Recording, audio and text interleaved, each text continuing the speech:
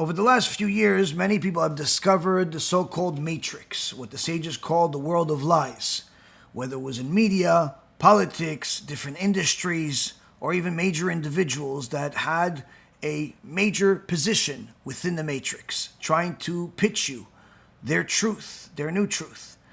What a lot of people don't know is that the matrix is in the Torah. And in fact, one of the biggest proponents of the matrix was Korach.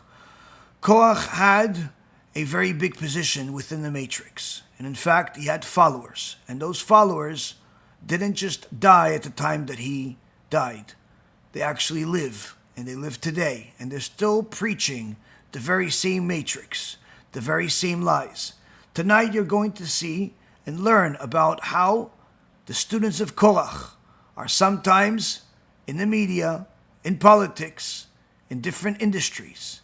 But worst of all, sometimes they're in the rabbinical world. And they're trying to preach you a new truth. A truth that is full of evil. It's full of falsehood. Even if it makes a lot of sense to some people. Enjoy the truth. Discover how to identify it. Share it with people. But most importantly, remember, be holy.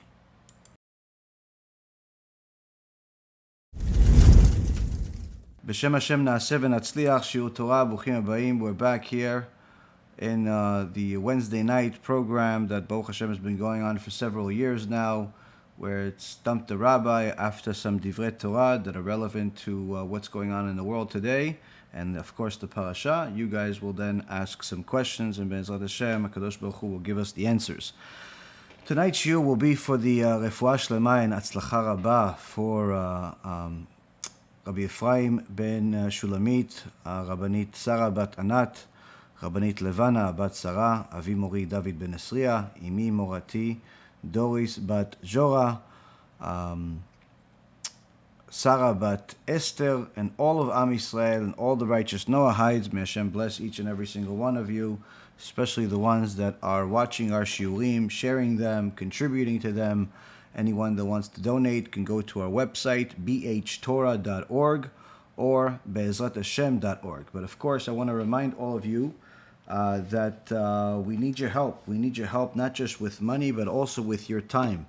Anyone that lives in a community where there are Hebrew speakers, I please beg you to get this book to them. This is my new book. It has extraordinary feedback. People that have read it, people are reading it, are already starting to deliver shiurim from it. And you can get this book for free. You can get 20 copies or more of it for free from our Kiruv store, kiruvstore.org, KIRUV store.org. And you can get yourself 20 copies or more of this for free to give it out in your Hebrew-speaking community. Anybody you have, at least 20 people or more in your community that speak Hebrew, you give them this book because it simply tells people what HaKadosh Baruch Hu says, a lot of great ideas, and everyone here that's watching my shiurim on a regular basis especially, tonight, more than anything else, more than contribution of money, more than contribution of anything else, I want to see more orders in the Kiruv store tonight from each and every single one of you to get this book so we can send it out to you guys so we can finish with the 25,000 copy distribution. We've already given out nearly 20,000, so there's only about 5,000 left. I want to get done with it because there's just more stuff coming, and I want to send that out as well. So please go to the store, get some of this, and while you're at it, get some of these movie cards to give out in your communities. This is in English and in Hebrew. Again, all of this stuff is free. So I'm not really asking you guys for anything other than a little bit of your time to care about other people, to care about other people, to do tshuva, care about other people, to learn Torah, care about other people, to simply know how to say thank you to HaKadosh Baruch Hu. Do we get an autograph in the book? No, there's no autograph, but there is plenty of other writings from the one that you'd want an autograph from. So, Be'ezrat Hashem, we're going to get into this shiur. And really one of the things that has been a constant topic that people have been talking about in the media, especially the YouTube world and the all types of conspiracy theory websites, and is the Matrix.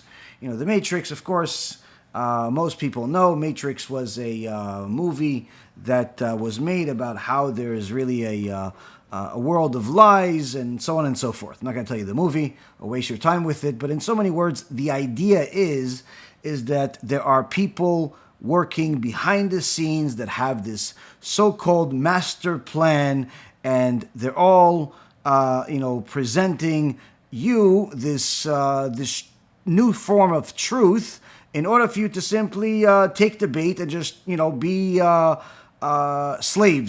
slaves to the matrix, where they're trying to control your opinion, they're trying to control your medicine, they're trying to control your mindset. And as I'm going to go along, it's certainly possible that the terrorists at TikTok are going to ban me again, as they do at least once a month. So anyone that's watching on TikTok that wants to watch the shiur if I get thrown off, go to bh.live. So bh.live, this is our website where you could actually see this shiur live and not have to depend on any social media. So with that being said, the whole concept of the matrix, or as some people like to call this new world order that is that's selling the matrix to people, of course, with the coronavirus and certainly the vaccine, this became a lot more apparent. Anyone that has been, living in the United States, at least for the last few decades, and is familiar about the conspiracies of the past generations, whether it's the JFK assassination or different things that happened at Vietnam, or the Area 51, or certainly September 11th, and movies like Loose Change that really brought some questions to mind about really the system. And of course, there are certainly much more things coming out in the last few years with this whole coronavirus and the vaccine that was presented as if it's the cure for all, when in reality it seems like helped nobody, and in fact some people say it's killing people. I don't think it's necessarily doing as bad as what people are saying it's doing, but I certainly don't believe, and never did believe, that it was going to do as good as they said. But needless to say, the whole point is that this so-called matrix, this so-called system, this so-called New World Order is one of the things that people are spending a lot of their time on, and it's very easy to become obsessed with this what's going on in the media and how they're trying to control your opinion, and how they're trying to control the children now, where they're pretty much now threatening to throw children out of schools because they do not want to follow the LGBTQ mission plan, which is pretty much telling the kids that they don't have a gender. They don't have a gender. They may be a he or a she or it. And when one child, simply decided to say that, listen, this kid was, I don't even think he was 10 years old. I think he was 9 years old. And he told a teacher in England that he doesn't believe that there are multiple genders beyond the ones that we're familiar with, the male and the female. Just like, and a person can't just decide what their gender is, just like he cannot decide that he is a cat. And although to normal people this is normal discussion, or at least a statement, the teacher threatened to throw this kid out of the school for saying such despicable things. Where how could you possibly say such a thing, that someone cannot be a cat if they feel like a cat? How could you say that someone cannot be a girl if they feel like a girl, even if they have, the male chromosomes and genitalia and so on? So, of course, the stupidity in society is hitting new highs. But what I want to tell you today is that we are in Parashat Korach. And of course, as the Kadosh Baruch Hu always does, and he gives us gifts upon gifts upon gifts of the truth, he is going to show us how all of this is not coincidentally. but rather intentionally inside our Torah at the very time it's hitting an all-time peak.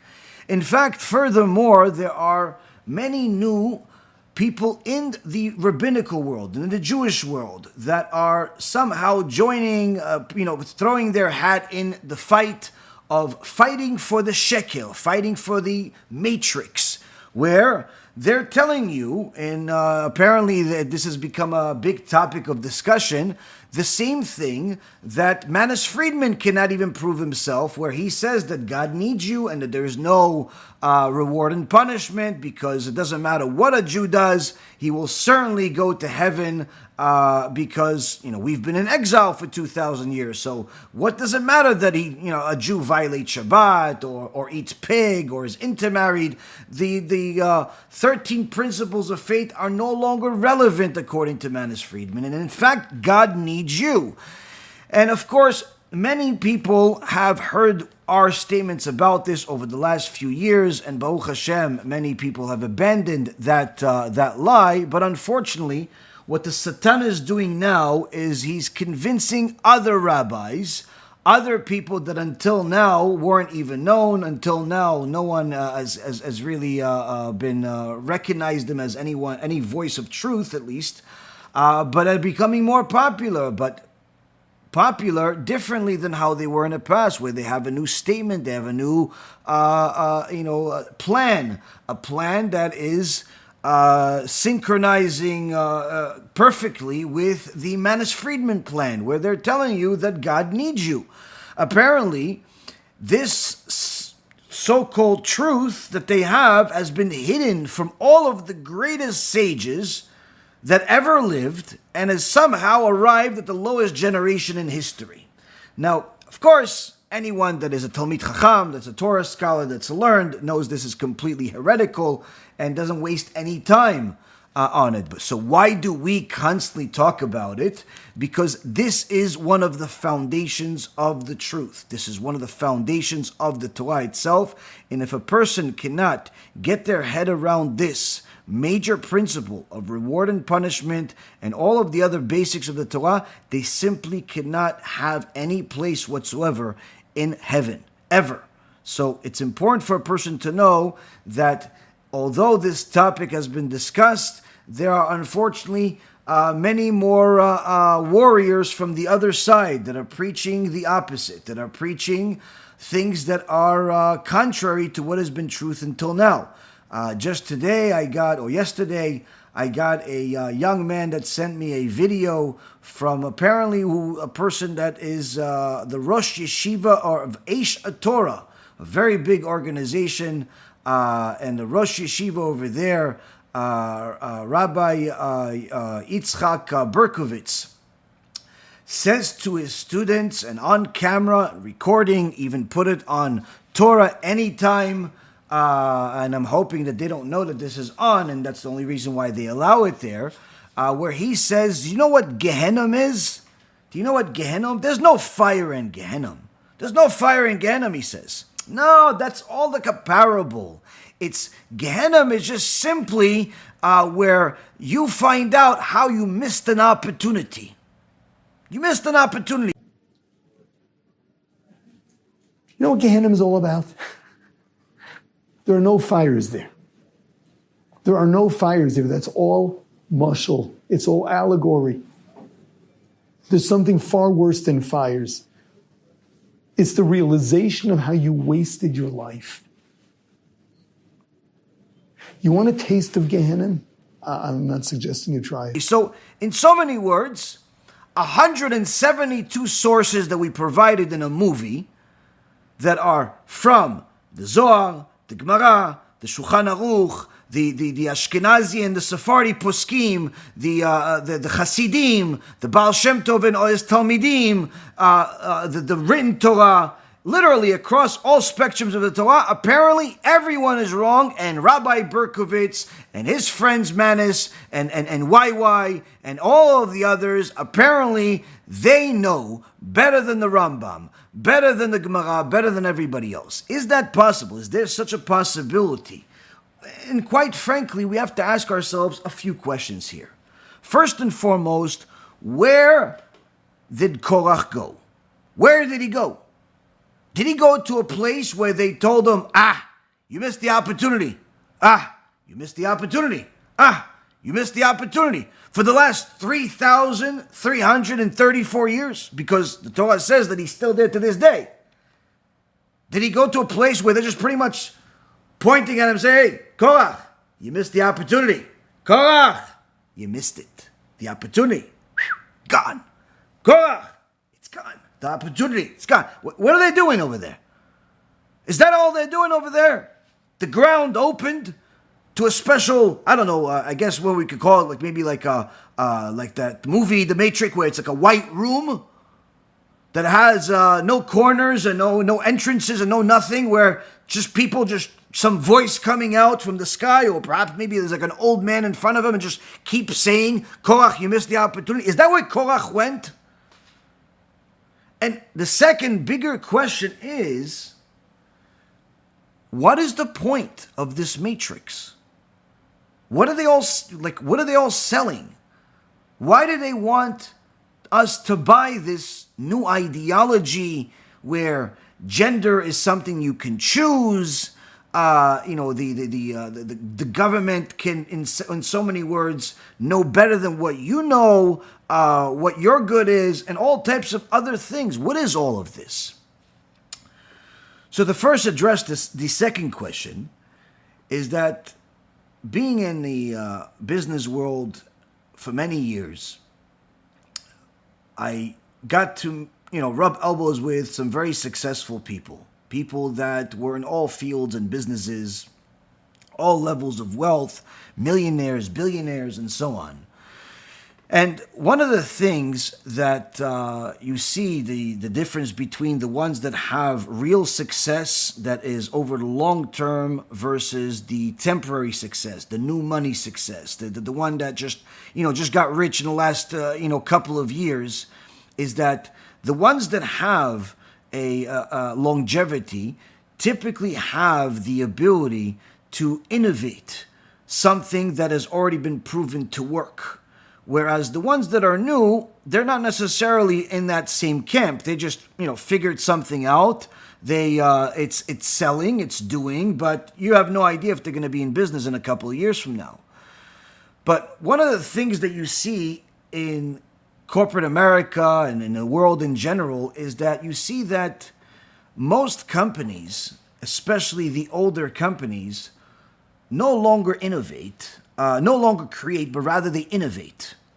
Where they first start as a business with a new idea, call it Coca-Cola, call it a smartphone, call it a computer, or whatever you want to call it, a new system, some new form of of technology or service, and in so many words, introduce something new in order for you to be able to use that something new in the truth that you already know, in the world that you already know.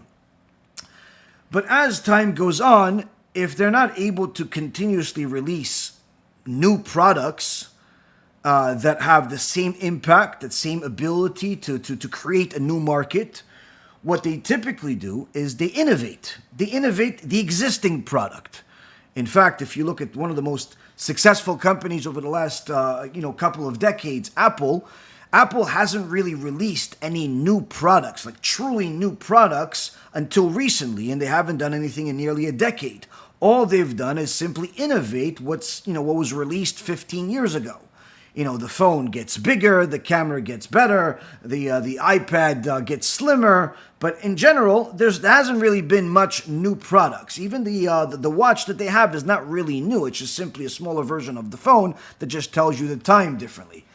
Until they recently released this monstrosity of glasses that they want to sell to people for $3,000 at a time. I have no idea if this is actually going to sell at all. I don't think it will, but needless to say, the innovation over there has been the taking lead, whereas the new products has really been dormant. And generally speaking, they're presenting these innovations as if they're new. A new phone, a new iPad, but it's really not new. It's just an innovation. Innovation is a world of difference from something new. Something new is something that doesn't exist. Now, when it comes to business, everyone knows that the number one thing that makes a company more marketable, the number one marketing tool, is something disruptive. Something that disrupts whatever the current truth is, whatever the current status quo is. If you could create something that will disrupt whatever people are used to, you have something on your hands. Now, in business, this works really well. Unfortunately, this also works well with ideology. This works very well with politics. This works very well everywhere else. And in fact, one of the most effective ways to disrupt the current status quo is by turning the truth into a lie and telling people that you've been lied to all along. Everything you know and everything that's been told to you until now has been a lie, and simply telling you that there is a new truth. You've been told that there's really only two genders. You've been lied to. Apparently, there's an infinite amount of genders based on whatever your opinion of yourself is. You've been told that you being, a human being is all you're ever going to be. You've been lied to. Apparently, you can be a cat. In some schools, they're allowing the children to come to school with whatever costume they have that fits whatever gender they believe they are in. In medicine, they're telling you that you can't pick for yourself. You have to take this medicine, this vaccine, because this is what's going to save you. And even if you don't want to, you have to, because or else we're going to fire you from your job, and you're not going to be able to enter the airport, and you're not going to do this, and you're not going to do that. And that's what was happening over the last couple of years. And of course, there was a revolt to a certain extent by many people where they didn't want to accept this new truth. They didn't want to believe that they've been lied to all along, that somehow the government and big pharma and the so-called matrix knows better than them about what's good for them. But unfortunately, there are plenty of people that are not only willing, but are willing and promoting this type of ideology where they're simply telling you, yes, the truth has never been what you've been told. In fact, this has been the truth all along. Now, this is not a new thing. Christianity, Islam, all of these different religions that stemmed from the Jewish world, stemmed from the Torah. The Torah preceded all of them. 3,334 years ago, the Jewish people received the Torah. Nobody debates that. Not Islam in their Quran, not the Christians in their New Testament.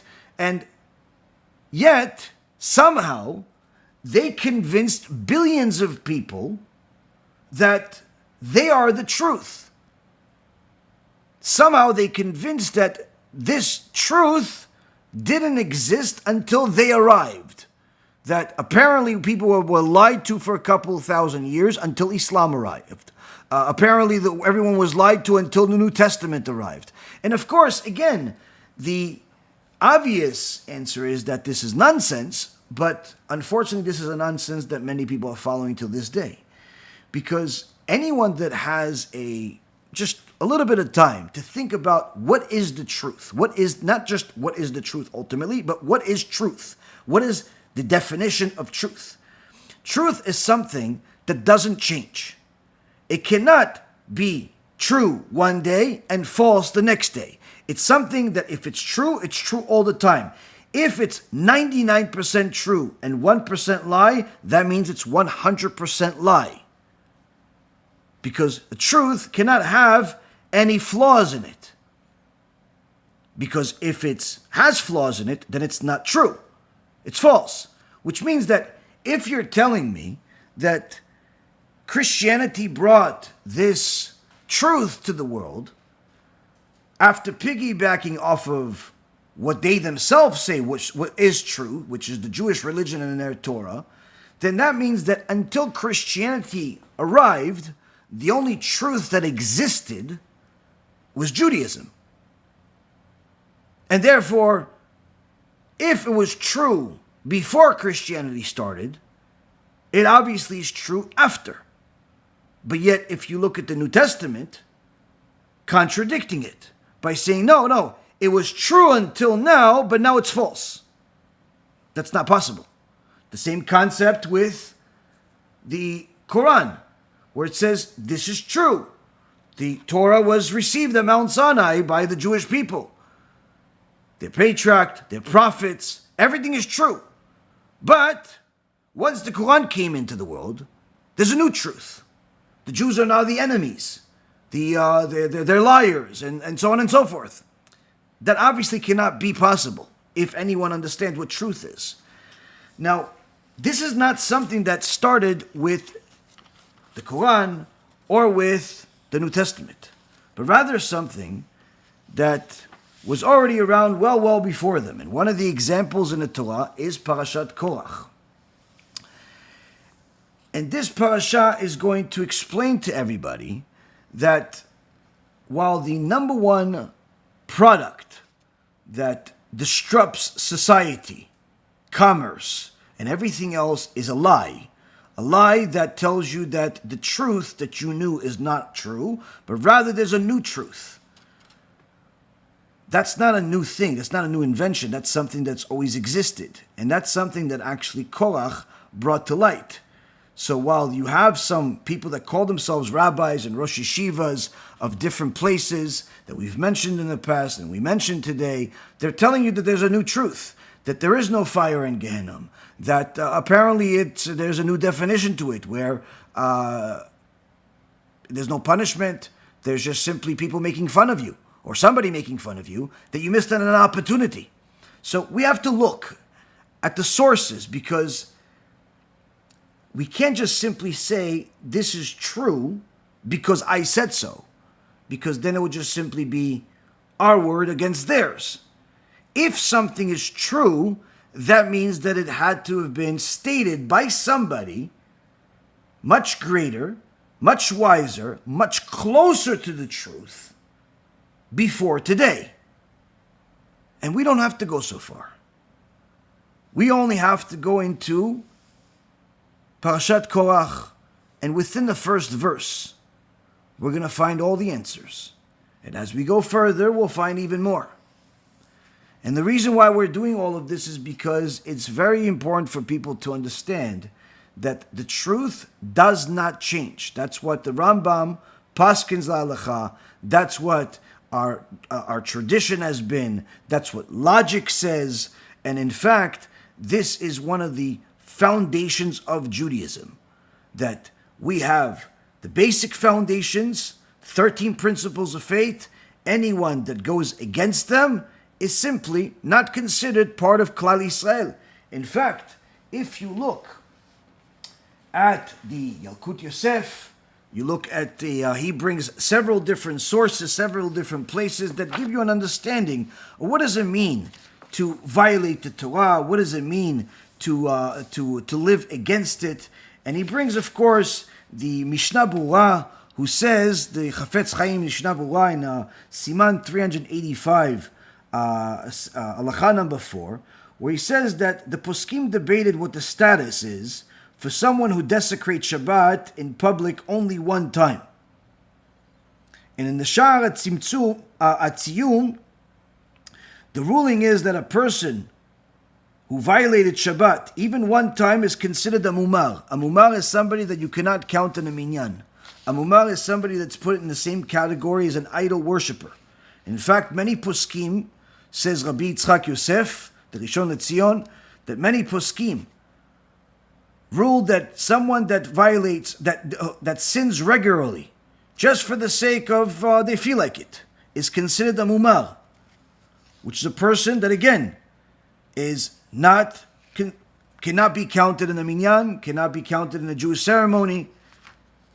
And furthermore, says the Chofetz Chaim in a Mishnah Berurah, that someone who desecrates Shabbat several times in public the halacha treats him as if he has become a non-Jew, as if he has become an idol worshiper. So here we see that Chachamim were pretty clear about it. And in fact, it's not just about Shabbat. Many Achronim, such as the that's brought by the Chasam Sofer in Yoreh De'ah, Siman 2, Halacha number 52, says that many of the Achronim paskind that anyone who disregards many mitzvot, even if he is accustomed to observe some mitzvot, he's still considered a mumar and has the status of an idol worshiper. Meaning, let's say, for example, he gives tzedakah. Let's say, for example, he even, keeps Shabbat. But if he doesn't feel like putting on tefillin on a regular basis, even if he doesn't feel like eating kosher regularly, just, once in a while, he knows at least once or twice a week he's going to eat non-kosher. Why? I want to. That's what he wants to do.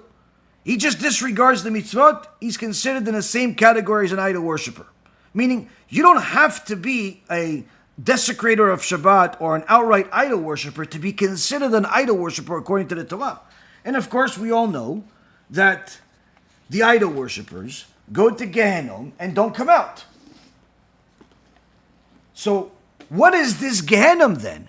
Is it just a place like Rabbi Berkovitz said, and Manis and many others, unfortunately, have been saying recently, where it's just a place where they embarrass you, they just tell you that you missed out, you missed an opportunity to be good for a year, for a few months? What is it?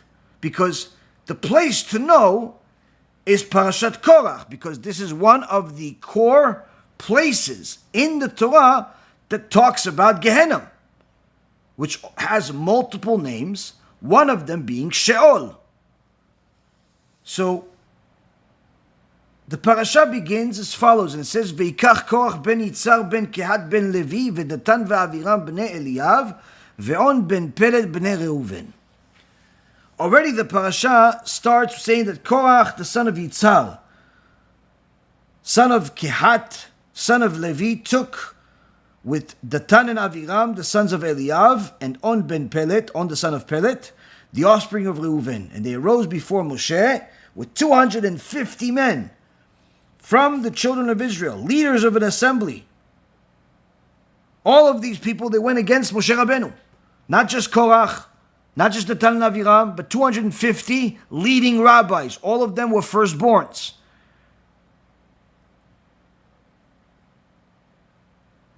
Chachamim say, Korach, how did he start getting upset? He was good until now. What happened? Says his name is Korach because he was Kereach. Because one of the ways that HaShem said we had to sanctify the Levites was to shave their hair. And when he came home, his wicked wife made fun of him that he had a bald head. And he shaved his beard. He was Kereach. Kereach means bald.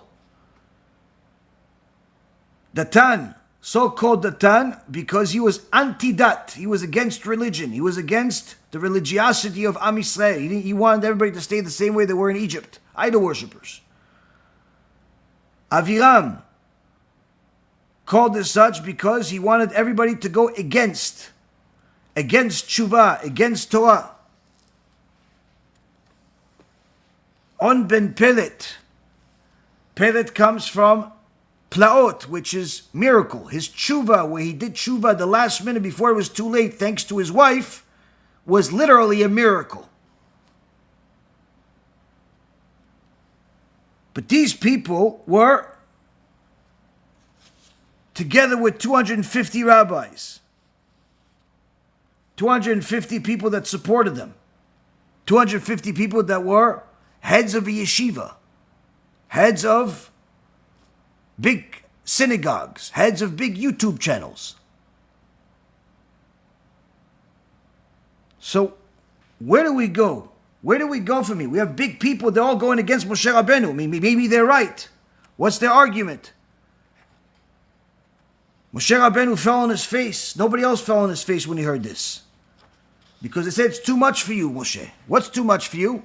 They said, Moshe Rabbeinu, it's too much already. You must be stealing people's wives. Why? Because you left your wife. You left your wife, so you must be stealing other people's wives. They accused Moshe Rabbeinu of adultery because HaShem told Moshe Rabbeinu to leave his wife, to separate from his wife, because he wanted to be able to speak to him at all times without Moshe Rabbeinu having to purify himself like all the other prophets have to, which is something you have to do each time a person is intimate with his wife. In those times, they would have to purify themselves by going to a mikveh. But Hashem wanted to speak to Moshe at all times.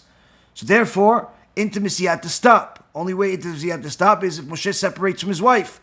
So Korach, the Tan Aviram, 250 head rabbis all said to Moshe Rabbeinu, there's no way. There's no way. If you're not with your wife, that means that you're stealing other people's wives. You must be an adulterer. You must be a womanizer. Moshe Rabbeinu fell on his face. The Baal Shem Tov says, you know how great someone is based on the tests that they have. Because whatever people accuse them of doing terrible, whatever people are challenging them with, is usually what they're strongest at. Moshe Rabbeinu was the only person in history where Hashem told him to separate from his wife.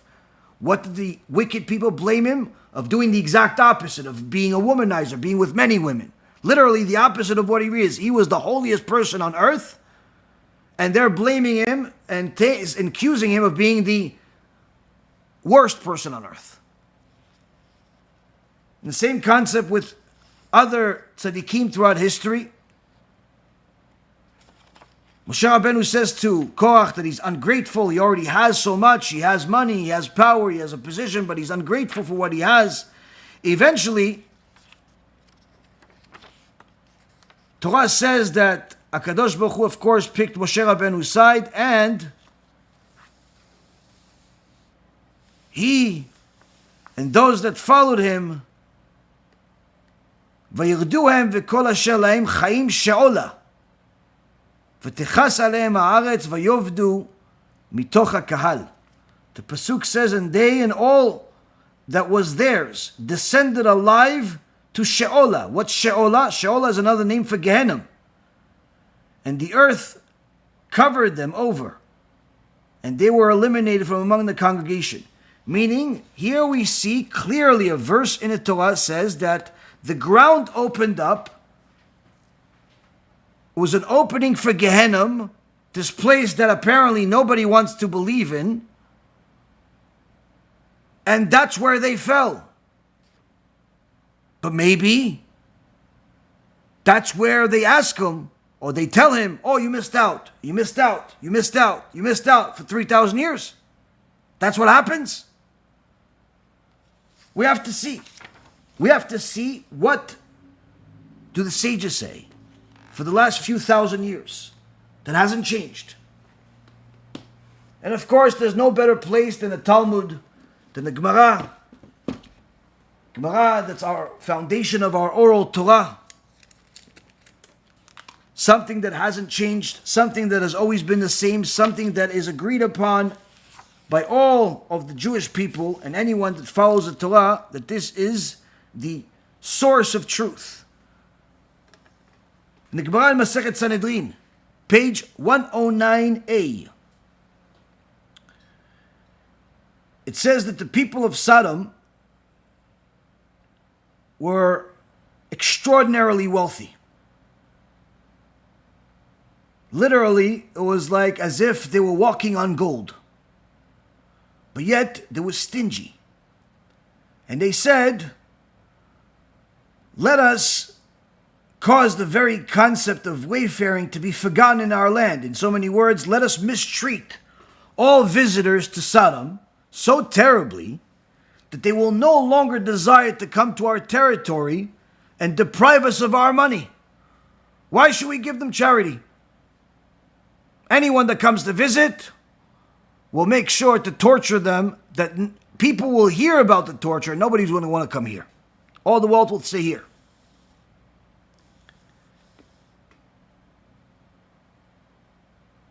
and the sin caused their destruction. This particular sin, this stinginess, was one of the foundations of their wickedness. As it says, and a stream burst out of its normal course and was cast upon the town that has been forgotten by the wayfarers' feet. And they were banished, consigned to the eternal disgrace. This is a verse in the Torah, in the book of Job. So the Chachamim say that HaKadosh Baruch Hu caused the destruction of Sodom by diverting a stream of fire and brimstone from its heavenly course, raining it down upon Sodom and utterly destroying the town. In so many words, he destroyed Sodom and Gomorrah with fire and brimstone. This is, by the way, the source of where fire and brimstone, where people would speak, like I speak, that speak the truth, that sometimes tell you about things that are difficult to hear because no one likes to hear about punishment until they understand the value of punishment and why we need to know about punishment. They call it fire and brimstone. Where did fire and brimstone come from? The source is the story of Sodom and Gomorrah. It's in the Torah.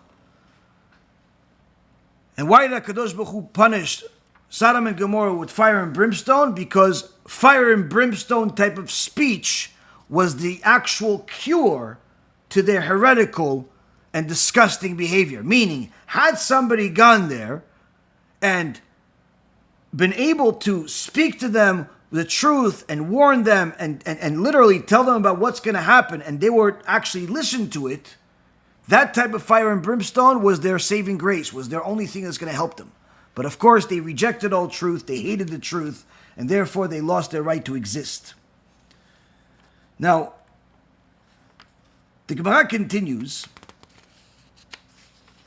discussing how evil the Sodomites were. And then it goes into Korach. It says that the congregation of Korach has no share of the world to come. As it says in the Torah, in the land, cover them over. This is from our parasha. In this world, and they were lost from amidst the congregation means for the world to come. These are the words of Rabbi Akiva. So, here we see that they lost not just their life by going into that Sheol, but they lost their Olam Haba. But what does that mean? The Gemara says, these sons of Levi, meaning Korach and his followers, implies that Korach was the son on whose account an escort to Gehinnom was made. That when the earth swallowed Korach, it swallowed up his followers as well. And therefore Korach did not descend to Gehinnom alone, he took everybody with him. Anyone that followed his wicked behavior went to this Gehinnom.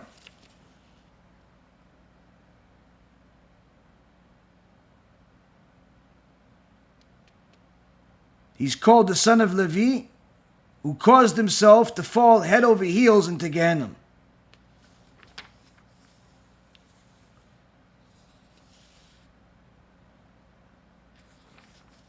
The Gemara knows that we need more details. Just saying Gehinnom is not enough. So anyone that learns Gemara knows that we don't finish that way. But first, it tells us what did all these people do that they went to this Gehinnom place? These 250 rabbis, the followers of Korach. The Maharsha says on this Gemara in Masechet Sanhedrin, page 110a, that they accused Moshe Rabbeinu that because he separated from his wife, it's not possible that he would not become a womanizer. Why? Because, in so many words, they figured that they cannot leave their wife and stay holy, stay without a woman. So Moshe Rabbeinu is just like them. This is, by the way, what Yoshke, Jesus of Nazareth, in so many words, thought about his rabbi, Yeshua ben Parachia, where he thought that since Jesus looked at girls that were not his wife, that were not appropriate, in inappropriate ways, he figured that his rabbi also looks at girls, also looks at imanist things. So the followers of Korach, they figured that since they cannot follow such a thing where they would be without a woman, Moshe Rabbeinu can't be. That's what the Maharsha says. The Shelah HaKadosh in Parashat Korach, page 69, says that it was even more than that. He says that ordinarily, a woman that's suspected of adultery must go to the Bet Hamikdash to drink the bitter waters that the Kohen Gadol gives her. If she cheated, she dies. That's what we learned in Parashat Naso. If she didn't cheat, she gets blessed. And Korach said to his followers, look, Moshe Rabbeinu picked his brother Aaron to be the Kohen Gadol. Why? Because Moshe Rabbeinu, he says, he's an adulterer, but to make sure that we don't figure out that he's an adulterer, his brother Aaron, he's not going to give her the bitter waters. He's going to do something else to get him out of it. Meaning they're partners on this adultery. That's how horrible the things they said were. That's why Moshe Rabbeinu fell on his face. That's what the Shelah HaKadosh says. The Imre Atzvi, which is brought down by the Margaliot Hayam, says even more so. Says the followers of Korach were all annoyed. Why? Because when they had the golden calf, they wanted to build a golden calf, they had to bring gold. When they went to their wives, said, come on, give me your earrings, give me your bracelets, give me all the gold. The wives with tzadikot were righteous, said, no, I'm not contributing to this thing of yours. I'm not contributing. So the husbands just gave their stuff. And from that came the golden calf. That's why the women didn't get punished for the golden calf. But then when Moshe Rabbeinu came, and he says, listen, we need to build this Mishkan. We need gold, we need jewelry, we need all types of precious stones. The women right away listened to Moshe Rabbeinu and started taking off their stuff. Yeah, take this, take this. They emptied out their whole jewelry boxes, give it to Moshe Rabbeinu. So now these husbands say, wait, hold on a second. When I asked you for the jewelry, when I asked you for the gold, you said no. Moshe Rabbeinu comes over here and all of a sudden you give him everything? What, you like Moshe Rabbeinu more than me? Oh, you must be with him. So they accuse Moshe Rabbeinu of these filthy things. Now, the ultimate punishment was that they all went to Gehinnom. What is this Gehinnom, though? The Gemara continues and says, what is the meaning of what Moshe Rabbeinu says, that if God will create a phenomenon and the earth will open up its mouth? Because that was the blessing that Moshe Rabbeinu said in front of everybody.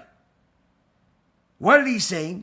If Gehinnom has already been created, says Moshe Rabbeinu,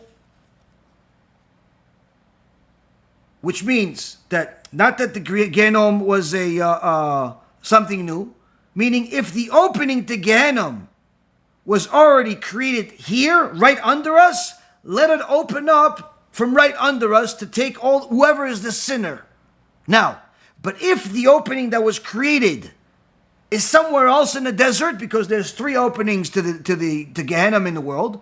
There's the ocean, there's in Yerushalayim, and there's the desert. So if the opening is somewhere else, let HaShem move that opening here and open up now.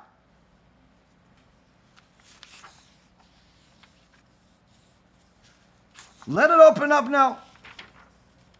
So again, we see that this Gehinnom moved to where they were. The Gemara says, Rabbi Bar Chana was once walking on the road, and a certain Arab merchant said to him, come, I'll show you where the site of where Korach was swallowed up. He says to him, how do you know that's where Korach was swallowed up? This is over 1,500 years ago, 2,000 years ago. He says, because you can hear him. Hear him? Yeah, come, I'll show you. He brings Rabbi Bar Chana. This is in the Gemara. Masechet Sanhedrin, page 110. He brings him to a certain place in the desert. Sees there's a crack in the ground. He puts a big ball of wool connected to some type of stick, and he soaked it with water. He dips it into the hole, and literally the whole thing was on fire like lava. And he says, wait, it's not just the lava. There's a lot of volcanoes, a lot of places where there's fire. Doesn't prove it. Just wait for a second. They wait, and all of a sudden, Rabbi Bar Chana testifies, he says, I heard voices coming out of that hole saying, Moshe and his Torah are true, and we are the liars. Meaning, Korach and the people that are being burned in this fire, they're the liars. And the Arab says to Rabbi Bar Chana, this happens every 30 days. Because apparently they're turning him in Gehinnom, and they reach, the rotation in Gehinnom reaches this point every 30 days. So apparently, telling them that they missed out on an opportunity is mixed up with a little bit of fire. But we can't just rely on one source. As we know from the Yerushalmi, the Gemara is, when it talks about a specific subject, you can't just rely on one place. You have to look at many places. It's a little bit in one place, a lot in another place. As the Gemara says, it's poor in one place and rich in another place. So we're going to go for another source. Gemara Masechet Sanhedrin. Gemara Masechet Sanhedrin brings the same Parashat Korach and says, what does it mean that Moshe Rabbeinu says that if Gehinnom was created? We all know that there were 7 things that were created in the world, that were created before the world was created. Torah, Teshuvah, which is repentance, Gan Eden, Gehinnom, God's heavenly throne, the Kisei HaKavod, and the Beis Hamikdash. And lastly, the name of Mashiach. Who is the ultimate Mashiach? That was already created. So what does it mean that Gehinnom was created before the world, and yet Moshe Rabbeinu is asking about it? So they explain the same thing that we already said, which is Moshe Rabbeinu knew, of course, that Gehinnom was created. Why? Because the Torah itself says. One of the places is mentioned by the prophet Isaiah, and also David HaMelech. HaShem planted the garden in Gan Eden. That is talking about the Gan Eden. We know about that. But yet, what about Gehinnom that was preceded the world? It says, for Tafteh has been prepared since yesterday. This is from the prophet Isaiah.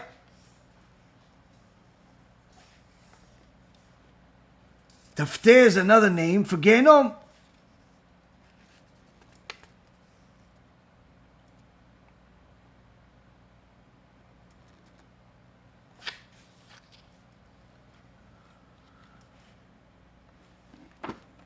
Now we want to look a little bit more. We'll go to another Masechet. Masechet Eruvin. Masechet Eruvin. Comes Resh Lakish. Resh Lakish, one of the greatest Baalei Teshuvah in history.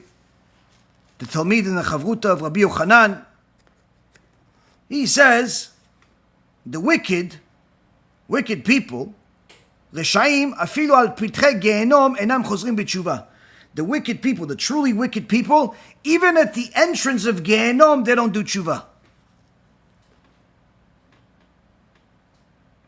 As it says, and they shall go out and see the corpses of the men who sin against me. This is a verse in Isaiah chapter 66, verse 24.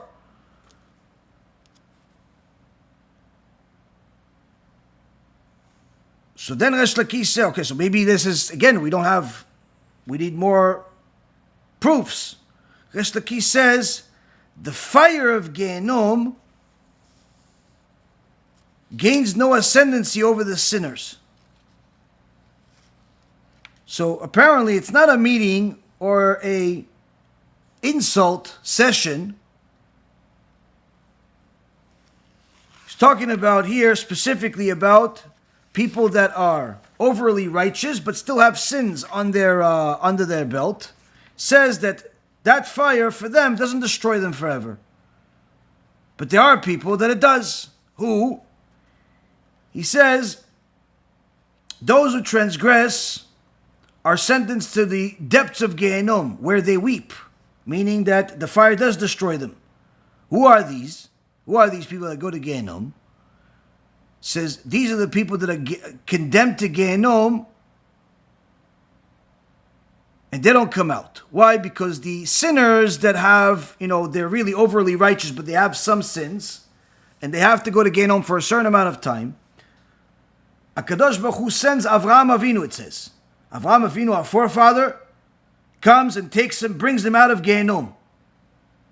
But Jews that made certain sins that remove the stamp of Judaism from their neshama, Avraham Avinu does not even see them. And they give an example. One of the examples is a Jew that was intermarried. Avraham Avinu takes people out of Gehinnom, but one of the exceptions is a Jew that cohabited with the daughter of an idolater. Avraham does not recognize him as a Jew. And therefore that person stays in Gehinnom and continues staying in that fire. Same concept goes with any other form of idolater, whether it's a Jewish idolater or a non-Jewish idolater, they stay in Gehinnom. As we said before, a Jew that violates Shabbat, a Jew that worships Yoshke, all those things are different forms of idolatry. So here we see that the Gemara clearly says that there is fire in Gehinnom, and in fact, the Gemara talks about, anyone that wants to know more details about it could simply watch the film that we have called GEHINNOM The Movie. You can watch it for free on the website GEHINNOM.org. Or you could go on my YouTube channel, it's over there. Or the app, it's over there. And it brings 172 sources, which is really only a small fraction of the sources that we have. There are literally thousands upon thousands of sources that discuss Gehinnom. Gehinnom is one of the basic foundational beliefs of Judaism. Now, in fact, one of the things that a person must know is that Gehinnom is not only real, but you're required to understand that it must exist, it must be real.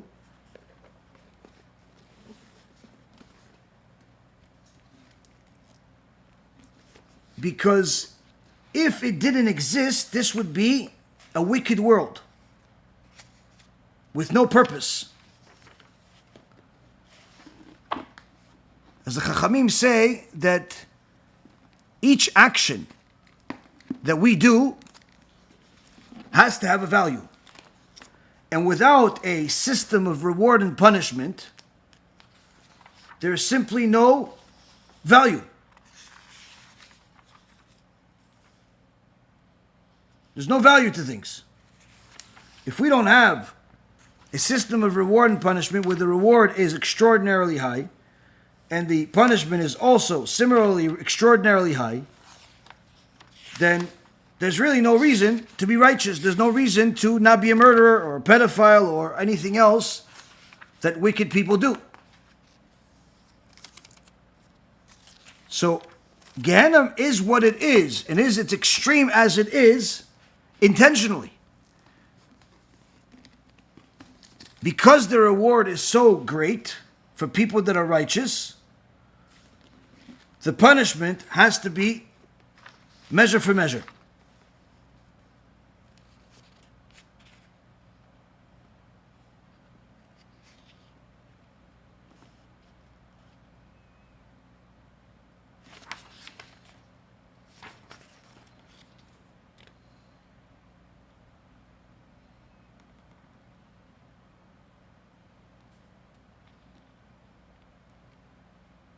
the Kotev brings it and says, why does the Gemara in Masechet Nedarim talk about Gehinnom and how it was required to create this before the world even? It's because a person's moral choices, for them to be meaningful, there must exist reward and punishment. Where punishment meaning the spiritual phase in which one's moral failings are rectified. So the primary purpose of Gehinnom is to rectify the mistakes. But if a person has literally gone beyond the scope of recovery, where it's not fixable, it's not rectifiable, then there is a chamber in Gehinnom that is one that doesn't end, where it's complete destruction. The Gemara in Masechet Avodah Zarah says that there are sinners that some of their punishment is given to them in this world. But then the daughters of Gehinnom cry out to HaShem, Hav, when do we get our turn? When do we get our turn? These are obviously not the daughters of Gehinnom that are looking to ask him questions or tell him, when do we get our turn, to tell him that he missed out on the opportunity. When anybody thinks about these types of statements where they say, oh, you just get embarrassed, or they tell you that, you missed out on an opportunity, or the old one where they say, you don't know that, you don't feel good because you're not used to being a soul, and now you're used to be a human. Like all this, like it's all literally, it's foolishness. But it's foolishness with a plan to change the truth. And one of the things that the Gemara shows us is that the sages fought for the truth tooth and nail, regardless of who the person was. Gemara in Masechet Sukkah, page 48b, has a funny story. An argument between Rabbi Abahu and a heretic, where this heretic says, you people, you religious people, you're destined to draw water for me in the world to come. Meaning you're going to work for me. You're going to work for, his name was Sassoon. Rabbi Abahu says, no. It doesn't say that we're going to draw water for Sassoon, but rather we're going to draw water with Sassoon, meaning that HaKadosh Baruch Hu is going to turn you into a canteen, that we're going to use you to draw water with you, because you're a wicked person. Kadosh Baruch Hu is going to take the flesh that you have, that you value so much, that you try to do everything you can just to satisfy your body, while ignoring his mitzvot. He's going to turn that into something useful finally. What? He's going to use you to as a cup, as a canteen.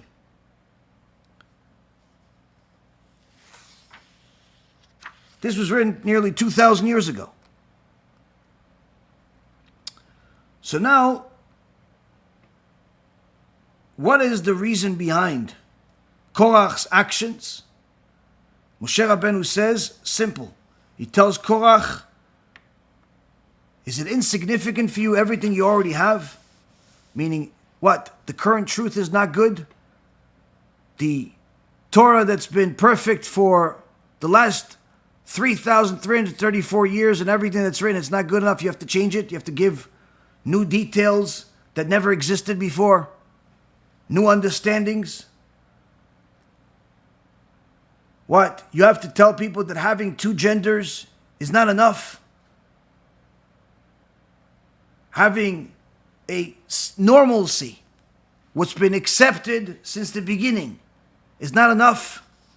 This is lack of gratitude and greed.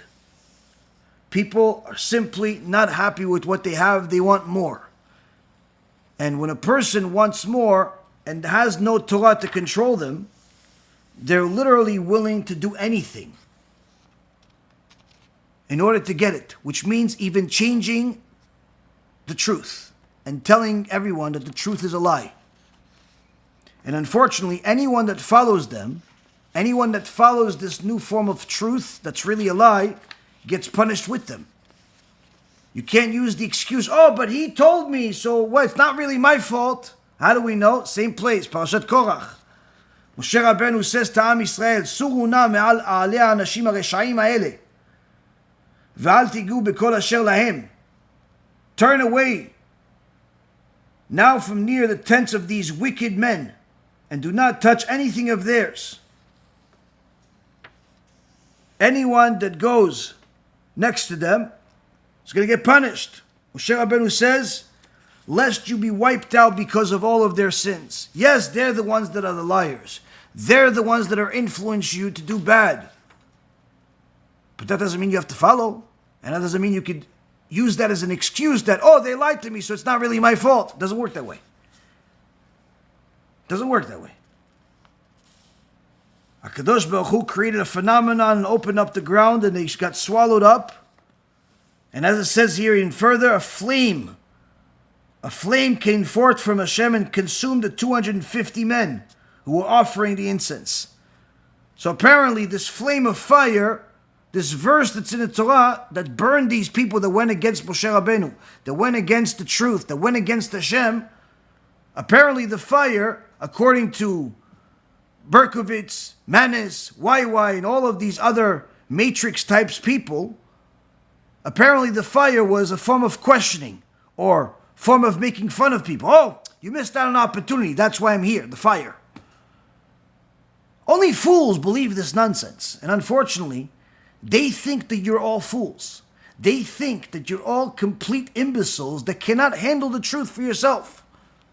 You cannot handle the reality that there's always going to be only two genders. You cannot handle the reality that there is reward and punishment. You cannot handle the reality that sometimes God gives you a hug and sometimes he slaps you.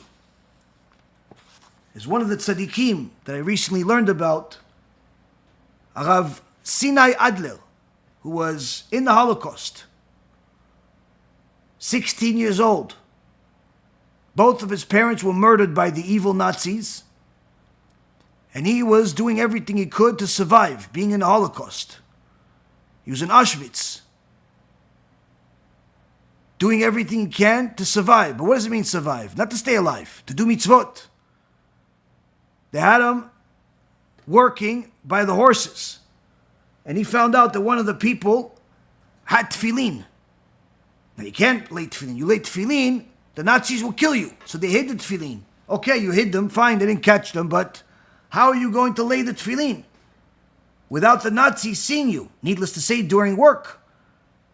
They woke up at 4 o'clock in the morning every day, but they couldn't put on tefillin at 4 o'clock in the morning. It's still night. If you're going to do it, you have to do it right. But how can you do it with the Nazis being there? Rav Adler says there was a bunch of hay. So I went inside the hay every day. I put on tefillin, pray to HaKadosh Baruch Hu, thanking HaKadosh Baruch Hu for being my God. Yeah, but you're in a Holocaust. They killed your parents. They killed everything that's dear to you. Why are you thanking HaShem? Because sometimes HaKadosh Baruch Hu loves you and gives you a hug, and sometimes he loves you and he slaps you. And in fact, you feel God more when he slaps you. You feel your father more when he hits you. Sometimes when he loves you, he gives you a kiss, it goes away. But as you can see, as I expected, the terrorists, the spiritual terrorists that are part of the Matrix got me removed at one of the live feeds over here from TikTok. Apparently the story of the Holocaust is too much for people to handle. This is a story that anybody could listen to. It's in Yad Vashem's videos. He has lectures also that he's done. It's all in Hebrew. But the stories of this tzaddik and how he survived are atrocious. But yet he's smiling the whole time he's telling you the story. He's smiling the whole time. He's telling you about people being murdered, how they tortured them, how he had to literally fear for his life 24 hours a day.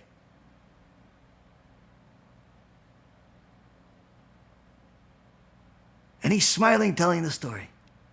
Literally, you would think he just got notice from heaven that he's going to heaven for sure as he's telling the story.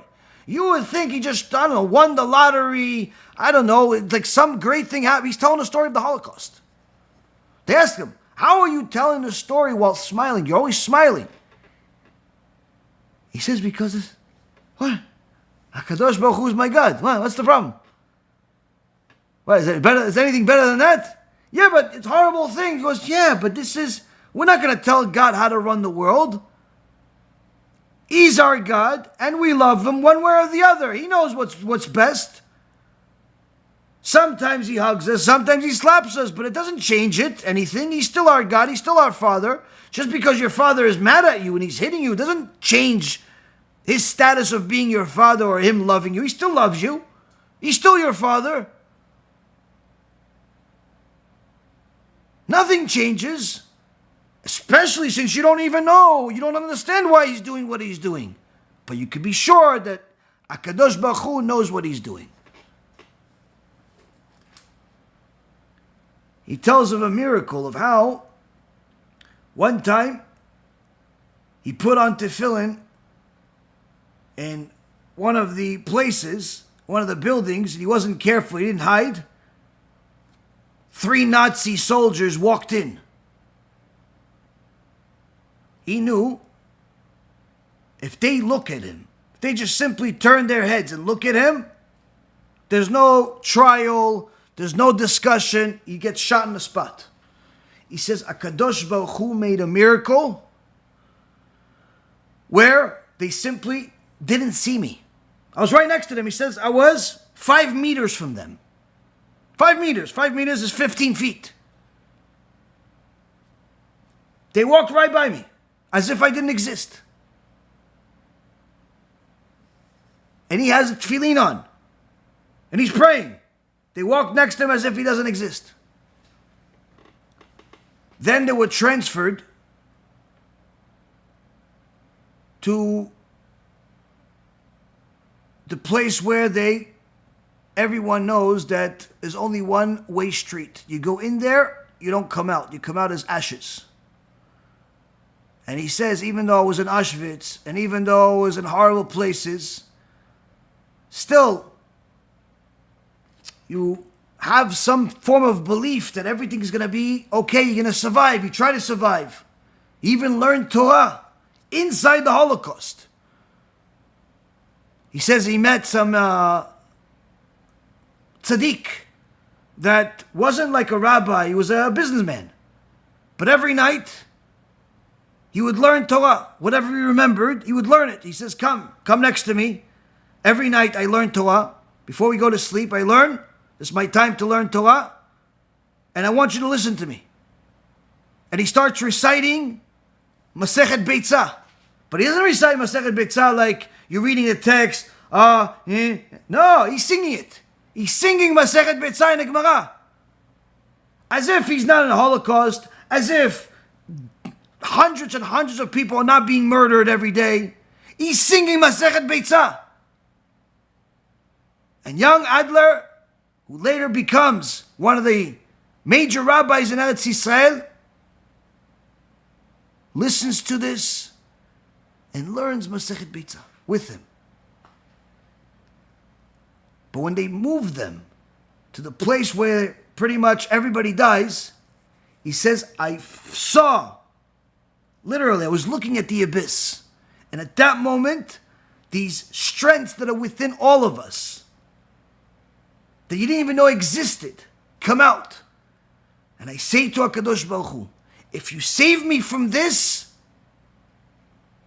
I promise you that I'm going to go to Eretz Yisrael. You take me to Eretz Yisrael, I'm going to go to Eretz Yisrael, and I'm going to dedicate the rest of my life to learning and teaching Torah. And he says, as you can see, HaKadosh Baruch Hu saved me, and that's what I've spent the last 70 years of my life doing. Learning and teaching Torah. Rabotai Yekarim, the people that ask questions, where was God during the Holocaust, usually were never in the Holocaust. Whereas the people that were in it, especially the ones that were connected to HaShem, they know that HaKadosh Baruch Hu brought Gehinnom to this world like Rav Vigdor Miller says, people didn't want to believe in Gehinnom, so HaKadosh Baruch Hu brought Gehinnom to this world. These matrix type people are not just in corporate America or in politics. Unfortunately, they're also in the Jewish world. They want you to believe a new truth, that there is no punishment, even though the Torah says there is. That there is no judgment, even though the Torah says there is. That there is no Gehinnom, and there's no fire in Gehinnom, even though the Torah says there is. That HaKadosh Baruch Hu is not omnipotent, is not omnipresent, is not simply okay without any of us, doesn't need anything, he's perfect. They want you to believe otherwise. They want you to believe God needs you. And they're working hard to get more and more media in front of you to get you to adapt their new truth. No different than the politicians and the pedophiles and the other vicious people in society are doing the same thing to everybody else. Rabotai Yekarim, it is important that you understand the truth does not change. If it was true back then, there has to be a track record of people that testify to this truth. If it's never mentioned until now, clearly, it's not true. We see that the details of Gehinnom, the details of punishment, the details of halacha, the details of all aspects of our Torah have already been discussed, have already been concluded. Anything that is said today, contrary to what was said over the last few thousand years, is simply false. If you hear something from anybody out there that doesn't agree with you, or even if it does, but you don't see a source to it, and it's a critical issue that's being said, ask for a source. If they don't have a source, then whatever they just said could be put into the garbage box, the garbage pail. Why? If it doesn't have a source, it's not part of our Masoret, it has no foundation of truth. If they tell you this doesn't need a source, they're lying to you. Everything needs a source.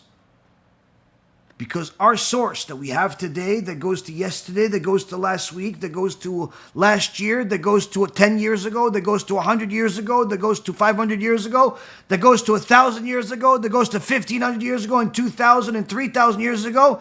This is the trail of truth that proves that the truth does not change. Once a person understands that the truth doesn't change, it's much easier to ignore the matrix, to ignore the lies, to ignore this new truth movement that's coming in all forms and sizes. Why? Because lies are very marketable. Lies are in fact the number one selling product in the world throughout all of history. Because when something works, when the truth works, there's no reason to change. So the liars, they come with their matrix mentality, with their agenda, and they tell you, listen, I know that this, you think this truth is working for you, but really, it's not true. There's a different truth. There's a better truth. And they sell you some bag of lies and tell you that whatever you believe is true is really a lie. Why don't they just work with the truth that already exists? Simple. The market is already taken up. Everyone follows the truth. There's no need for anything new. But their greed is like Korach. It's not enough that he was rich. It's not enough that he was a Levi. It's not enough that he was one of the people that lifted the Aron HaKodesh. It's not enough. He wants more. How does he get more? Creating a new truth. Rabotai Yekarim, Korach wasn't always wicked. He had a long beard. He had peot. He was a prophet. He was considered a tzaddik at one point. But the moment he changed the truth to soothe his interest, he became a liar. And the same concept goes to anyone that follows him. And the same concept of anyone that does the same thing he did. They could have been righteous for the last 50 years or 60 years of speaking and writing and doing. The moment they change the truth into something else, all of that goes into the garbage. Because if they die tomorrow with the lie, that's how they'll be judged. They'll be judged as the Rosh Yeshiva and the big YouTuber and the big rabbi that did really, really good until he became a liar. And he goes in the same place as Korach. You follow them all the way. You abandon them all the way. This, Rabotai, is one of the things we learned from Parashat Korach. This is what we also learn about the Matrix. Why they do what they do. It's simply because of greed. It's simply because they're not happy that you're happy. They're not happy with the status quo. So since they cannot create anything valuable, they simply innovate. They innovate the lies. They innovate the truth so much that they turn the truth into a lie. And that's how they fool countless people. In the media, in business, and unfortunately, even in religion. Stay away from Korach, lest you get punished with them. That being said, we're going to be happy to answer any of your questions. Zat HaShem. Unfortunately, the terrorists at TikTok took us down, so we're going to focus on the questioners in Facebook. I have a shoe repair, watch repair shop near my home, owned by a Jew. He's a new immigrant from Bukhara and does not speak English. He has pictures of tzaddikim on his wall, but his store is open on Shabbat, and I saw him in the store on Shabbat. He has a non-Jewish employee, or maybe his is also part owner. Okay, do I say something? Am I allowed to fix my watch shoes at this store? You're allowed to fix your shoes at this store, especially since he has a non-Jewish partner or person that's working there, but certainly you should tell him that it's not allowed to have business open on Shabbat. Perhaps give him a CD or USB that we have, or a book, and remind him about Shabbat. Bukharian people are typically very warm people, and they actually have a very serious inclination to hear strong Mussar. They love strong Mussar. It's many of the people that I've met that were the biggest lovers of the truth at face value and how it is have been Bukharians. So I don't think that he's going to give you any trouble or anything. But either way, like I said, don't speak much. Just simply give him one of the USBs, a book, or both, and have that be a reminder for him not to work on Shabbat. Can women wear high heel shoes at special occasions like weddings? If something is allowed, it's allowed all the time. If something is forbidden, it's forbidden all the time. So high heel shoes are forbidden all the time because they are immodest. They're immodest because they make the woman's body move in a certain fashion that's provocative, and therefore high heels are forbidden for women all the time. Needless to say, at a time like a wedding when more people are going to be looking at them, they're always forbidden. And the truth is that every woman with some sense knows why exactly they're forbidden, because the reason why women like to wear high heels is because it makes their body move in a certain way and they get more attention. In so many words, the woman is looking for the attraction she's getting from all types of foreigners and all types of strangers. So obviously a woman that wears high heel shoes, she's not wearing it because high heel shoes are comfortable. No one is comfortable in high heel shoes, where it's literally having a nail stuck to you, sticking you at your heel. No woman on planet Earth enjoys high heel shoes. If you tell her, would you prefer, walking with some flip-flops or Crocs or some type of flat shoe, or would you prefer high heels? Of course, every normal woman will answer, of course I prefer the comfortable shoe. But why does she wear the high heel shoes anyway? Because she wants to be provocative. She wants to be immodest. She wants people to look at her. So the answer is, not only is she not allowed, but what she's doing is clearly something she'll be punished for, and there's not going to be a confusion on her part of why she's being punished for it, because she knew it was wrong while she was doing it. It's just that the mentality in the society today has convinced you that, unlike all of the generations before you, unlike your grandparents and your great-grandparents and all of the righteous people that lived before you, where they were modest in the inside the house and outside of the house, somehow the last couple of generations have changed the truth into, no, you need to be provocative. You need to be attractive to other people, not just your husband, because that's what makes you feel good. How?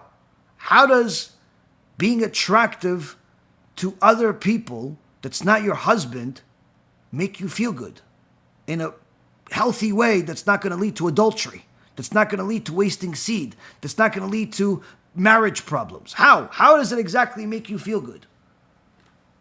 If your husband can't stand you and you get attention from strangers, you're still miserable.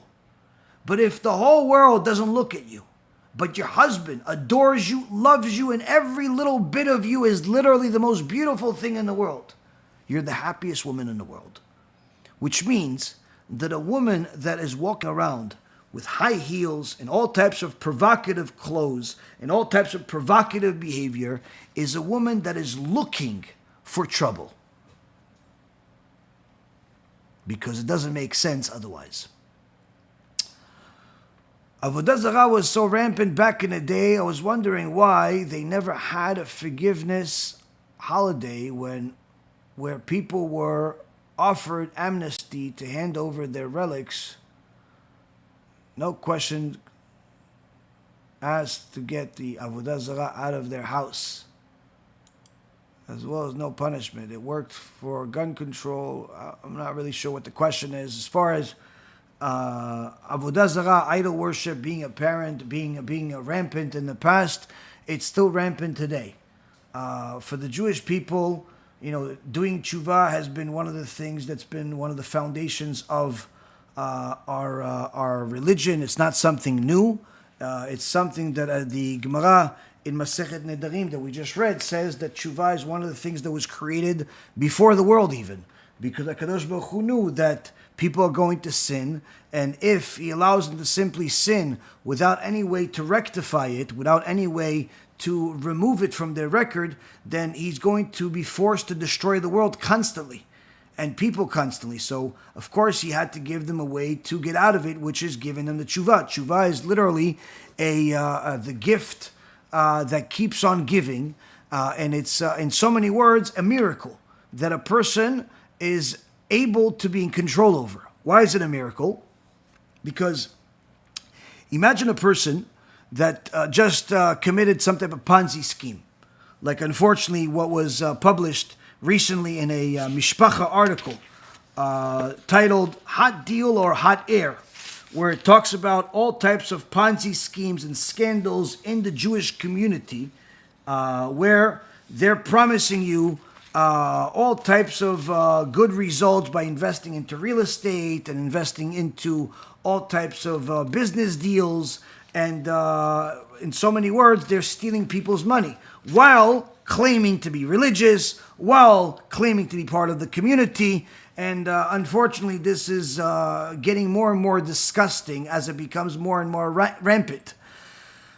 So these types of scandals have always been around, but when it's around the frum community, it's literally showing you how we are closely getting to the 50th level of tum'ah.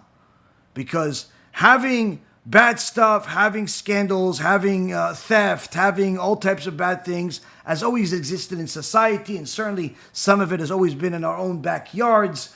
But now it's to the point where people's greed and lack of control of their desires is so out of control that they simply have no ability to think for themselves. They have to be involved in everything because they feel like they need more money.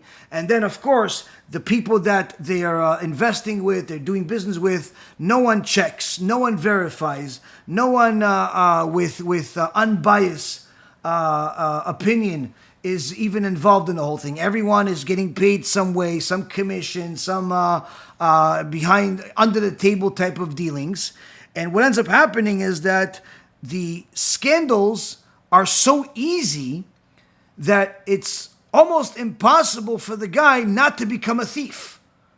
I wrote an article about, let's say, I think it was maybe 15 years ago, 16 years ago, of how easy it is for another Bernard Madoff scandal to happen tomorrow. And this was 15 years ago. Because of how the financial business works. You pretty much send people money to invest, and if you're not sending it to a major firm like a Goldman Sachs or a Chase or someplace where they have a clearinghouse and they have regulations, you're sending it to some fund, you're sending it to some real estate investor. In so many words, all you're doing is you're sending it to him. You're sending it to the person. He has a bank account with a company name on it, but that doesn't mean anything. He could take the money out tomorrow and just make fake statements and in so many words tell you that you have money, but in reality you already spent it on some vacation. You already spent it in a casino. And if I had to estimate, at least 30% of the money that's invested out there in the world, not just in the Jewish world, in general, at least 30% of the money that's out there is in Ponzi schemes and scandals.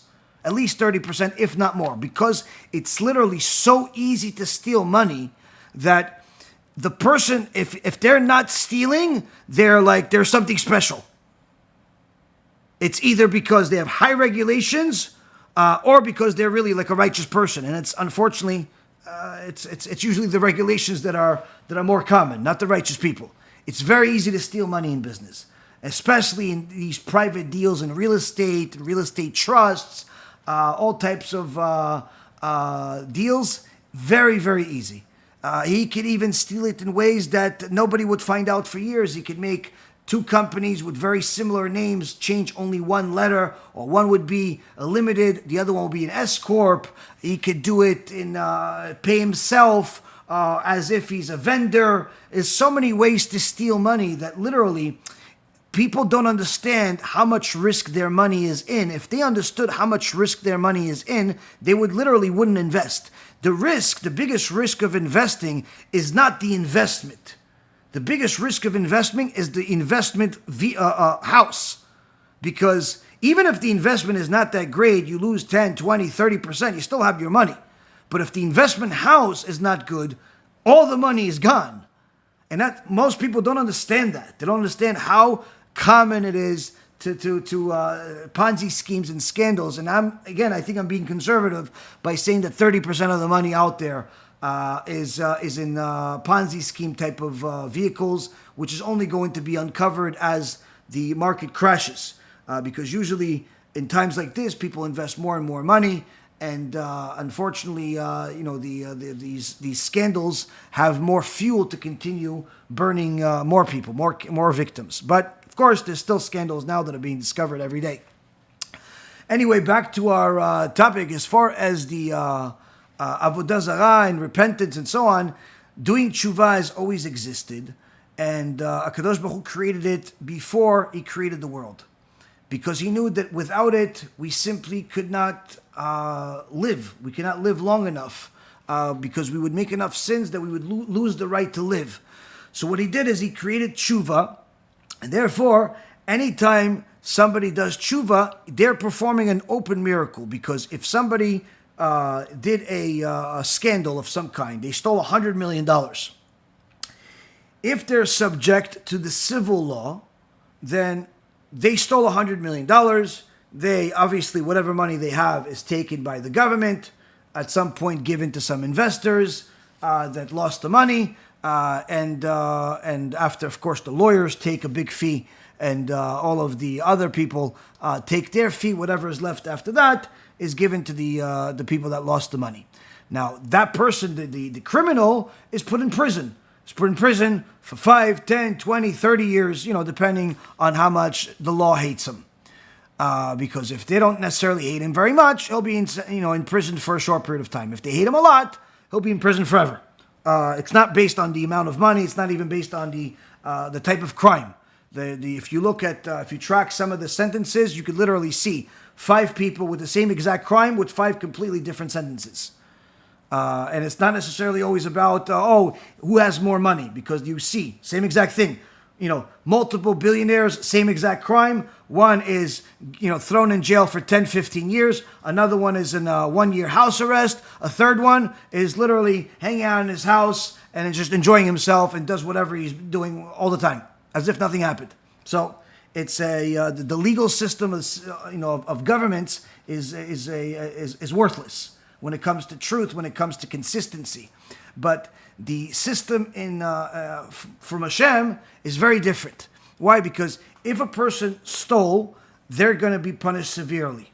But if they did teshuvah, meaning they returned what they stole, they obviously regretted what they did, they said, I'm sorry, they did everything that they did, and they arrive at the court of heaven. They arrive at the court of heaven as a Baal Teshuvah. As a Baal Teshuvah.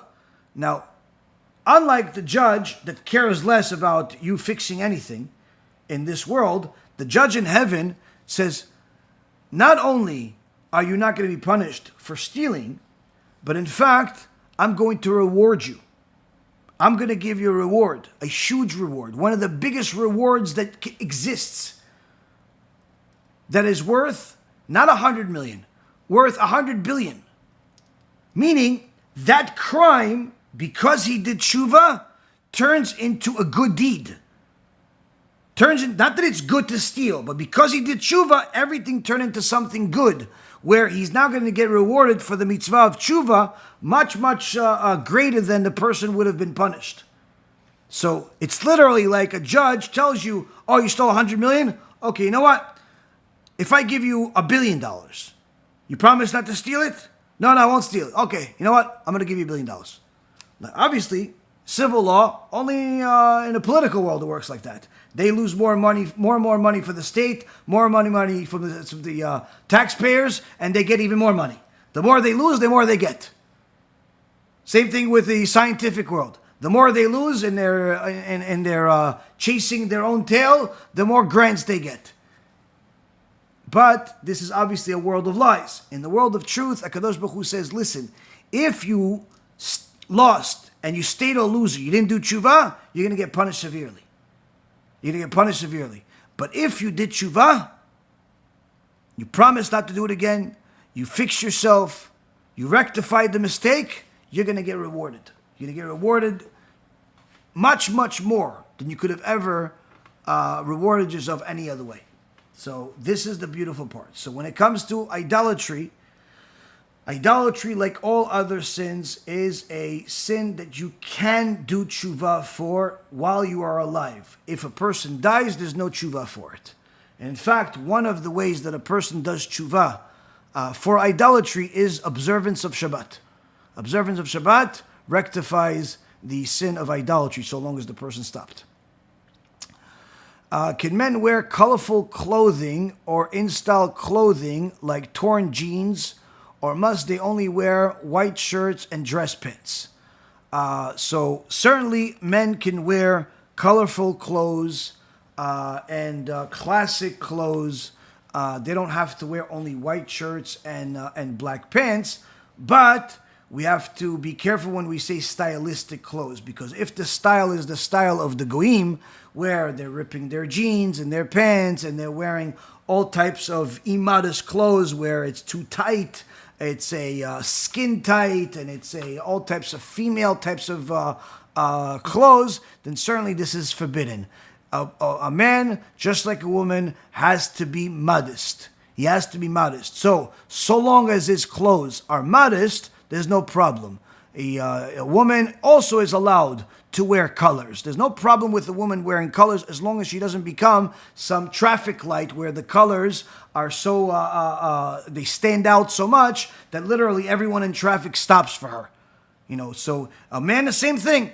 He's allowed to wear, different colors. He can wear blue. He can wear whatever, black. He can wear whatever blue, any other color that he wants to wear. There's no problem as long as he still looks like a yid. He still looks like a classy person, a modest person. But once he starts looking like one of the people of the nations that is, for some reason or another, thinking that it's better to wear ruined clothes, like as if he's homeless, but he's paying $300-400 for a ripped pair of jeans, which is one of the stupidest things I've ever heard in my life. And I know this has been around for a long time, since I was a kid. This stupidity already started. Literally, it's like you take a pair of jeans that's perfectly fine and you destroy it, and then that brings the price higher by 500%. And somehow people think this is a better look to walk around with ripped clothes. A Jew is not allowed to walk around with ripped clothes. In fact, a Jew is not allowed to walk around with clothes that have stains on them, because it's Chilul Hashem. So if you're walking around with ripped clothes, if you're looking like a bum, if you're looking, which again, stylistic is looking like a bum today. So you look like a bum, you look like you're trying to look like the rappers and the pedophiles of Hollywood, or you're trying to look like some type of idol out there. Obviously, you're not looking like a Jew. But if you want to look like a classy person, if you want to wear a suit, or whether you want to wear a dress shirt or a polo shirt or simply a regular shirt like mine over here, there's no problem. As far as the colors, there's no problem. But once you start going into the point where people are trying to look and emulate the people that are anti-God, the people that are idol worshippers, that is certainly a problem. It's certainly a problem, and it's certainly forbidden. But again, it doesn't need to be black pants and white shirt. It could be a lot of other things, but it cannot be what ripped jeans and ripped clothes and ripped clothes and looking like a bum.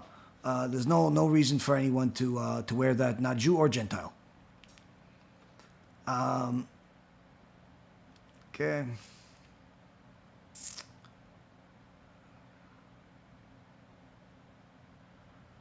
If anger is idolatry, how come one is allowed to pretend to be angry? It's important for a person to teach his kids and different people that he is trying to discipline in a positive way. And one of the ways that people need to hear is they need to understand that there is a reward and punishment type of system where if you do this, you make the teacher or the parent happy. You're satisfying them. You're doing what they gave you the task to do. And if not, you're making them unhappy. And one of the ways that people are most receptive to is anger. So a rabbi is sometimes going to pretend like he's angry in order to show his students that what they're doing is wrong.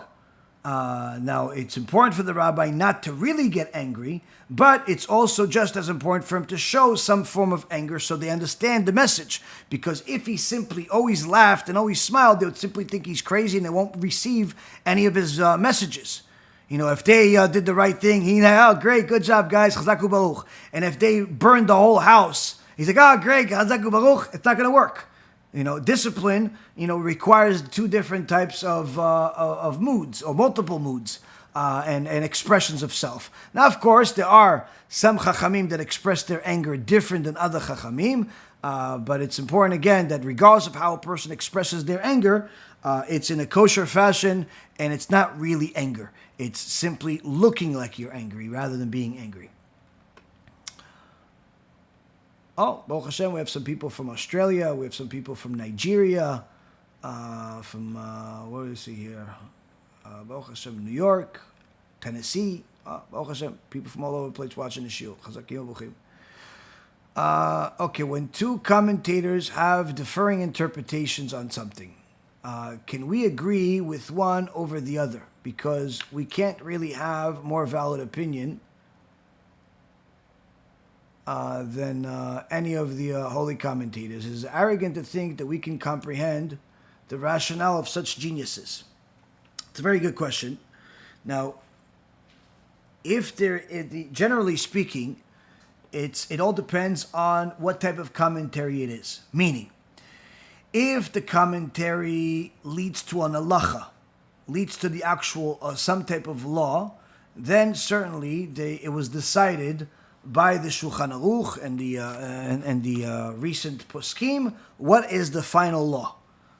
So you don't need to decide which one is right; it was already decided for you. On the other hand, if it's something similar to, let's say, a midrash, where one is saying that what the Jewish people saw is some type of prophecy, while others say that they actually saw some type of image. And again, this is just one of countless examples. There's different commentaries of what Am Yisrael saw, how it looked like, what was those purple stone under feet, what does that mean, feet, all types of things that are mentioned in the Torah that are literally impossible for us to understand. There's different commentators on it. Then there's no problem of you going with one or the other, unless it was decided which one is right. So usually with the things that it's important for you to side with one particular opinion, usually there's many more chachamim that are mentioning that same thing, that agree with that one particular opinion. It's even if it's not halacha. But when it's not necessarily critical for you to go with one opinion over the other, then there's no problem with you, being more in line with one opinion over the other. But many times you'll see that the opinions that seem to contradict each other really do not contradict each other, even though it's sometimes at first look, it looks like they contradict each other. Because as you learn more from other places, you'll see how many times, more times than not, what seems to be contradicting actually is a perfect fit. So the more a person learns, the more they see how the 70 faces of the Torah really does work.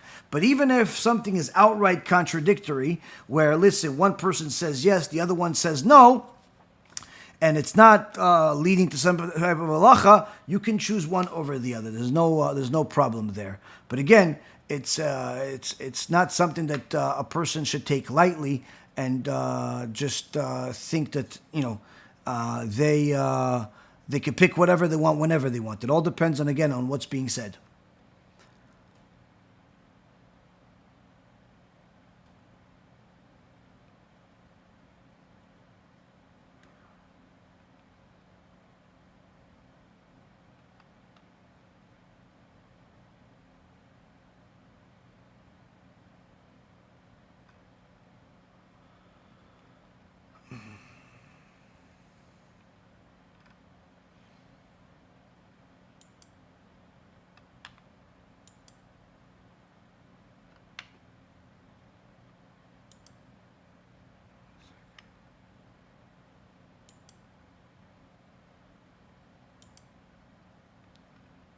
One second, guys. Just have to remove the anti-Semite.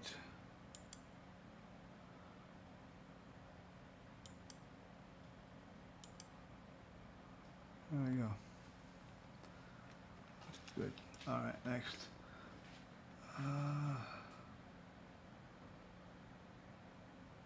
These people that say Gehinnom doesn't exist obviously haven't read the parasha. No. Many times they do read, they do know. They're not completely ignorant. They just simply change the truth because the lie sells.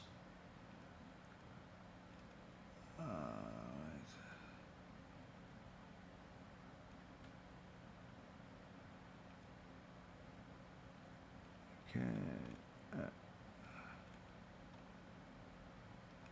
I'm looking for the question, but it keeps bouncing around. Hold on a second. I have to go scroll back up. Where are we? Here we go. What's true is not new. What's true is not no. Okay. I don't know what this. Is it okay to support people even though they're doing the wrong thing? Is it the right decision to love them since everyone has a Yetzirah? We learned from this week's parasha that supporting people that are doing the wrong thing is not a good idea, because a person will be punished for being a co-conspirator. Why can't we execute and behead all the people, all the wicked people, kufrim and so on nowadays? Well, that's because in order for us to execute anybody, we'd have to have a Sanhedrin. And the Sanhedrin is no longer around since the time of the Beit Hamikdash. In fact, even before the Beit Hamikdash was destroyed, the Sanhedrin stopped doing capital punishment, because they saw that there's simply too much crime and they weren't able to get control of it. So we cannot take the law into our hand and kill anybody. HaKadosh Baruch Hu runs the world, and whoever needs to die dies without any of our help. Is it true that the Chabad Siddur, Tehillat HaShem, is of the highest level because its 13 gates are suitable for the 12 tribes plus converts? No, it's not true. There are many other Siddurim out there that are perfectly fit for the different customs that are there, the Ashkenazi custom, the Sephardi custom. Chabad is not the only part of Judaism. Chabad is one of the things that's, one of the traditions within Judaism, but Judaism is much, much bigger than Chabad ever was and ever will be. Many people don't realize that Chabad is not even the biggest Hasidut. There's other Hasidut that are much bigger than Chabad. Is it a good thing or bad thing if a Catholic person prays for you, being that they are an idol worshiper? If they're praying to the one and only God, then fine, it's fine. But if they're praying to their Yoshke, then obviously it's worthless.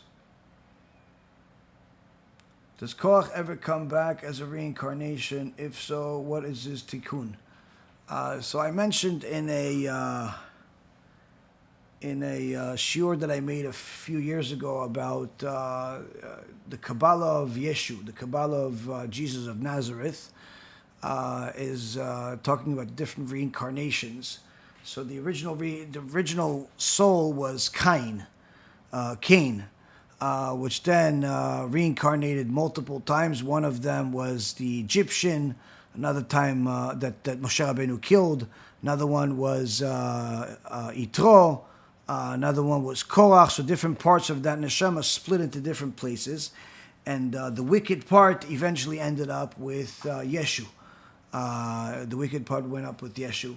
So as far as whether Korach would ever come back, as far as whatever his punishment will ever end, is a debate. It's a debate in the Gemara where it says that tzaddik ketamar yifrach. There's a verse in the Tanakh. It says tzaddik ketamar yifrach, that a righteous person will grow or come out from being under like a date tree. So the last letters of each one of those words spell the name Korach. So some Chachamim say that eventually Korach's punishment will end. Eventually it will end. So it's not forever. It's already been for 3,334 years of Gehinnom, and at some point it will end. At some point it will end. Not everybody agrees with it though. What will happen eventually, we'll see. Are the fires in Canada a punishment from HaShem because of Pride Month? Well, they're certainly not a reward, and they're certainly a punishment. What's the punishment for? Only HaKadosh Baruch Hu knows. But if they are promoting things that are against God, certainly these things are contributing to any form of punishment that they're either getting or will get in the future. Is it a good thing or a bad thing if a Catholic... Oh, you already answered this question. If you know anyone who struggles with wasting time but overcame it, how did they do it? Would you add anything to make the outcome even better? As far as wasting time, one of the same thing with somebody that asked me a few days ago, how do I get myself to wake up earlier? The solution for both of them is to have a schedule where you have important things to do. Sometimes for a person to make their own schedule where, especially if they're young, where they don't really have anything important going on, all they have is they go to school, they learn, and they sleep and they hang out. There's not really much that they're doing. So for them to have a motivation to do things and be productive is very difficult. People that are older, that have jobs, that have certain goals in life, certain responsibilities in life, it's usually easier for them to overcome these things. But either way, both can do the same thing, which is if you are a person that's lazy, either because you either waste time or you wake up late or both, then it's very important for you to have a schedule, and in that schedule there has to be things that you find very, very important. Usually it's appointments with other people involved. So whether it is an appointment for jobs, for business opportunities, for study sessions, appointments for different things that you find important, different things that are necessary, different meetings, courses, pretty much fill up your schedule with different things that you simply cannot, skip or ignore. If your day is, a free-for-all where you don't have to do anything, you can just wake up whenever you want, go to sleep whenever you want, then for sure you're going to waste time. And if you're working for somebody with a which gives you a lot of open schedule where you could pretty much just do whatever you want, it's very, very likely that you're stealing from them. Because when they say you have an open schedule and you can do what you want and just be productive, they don't mean waste 90% of your time and push all of your production to 10% of the time. They usually mean be as productive as possible, but they're not going to micromanage you.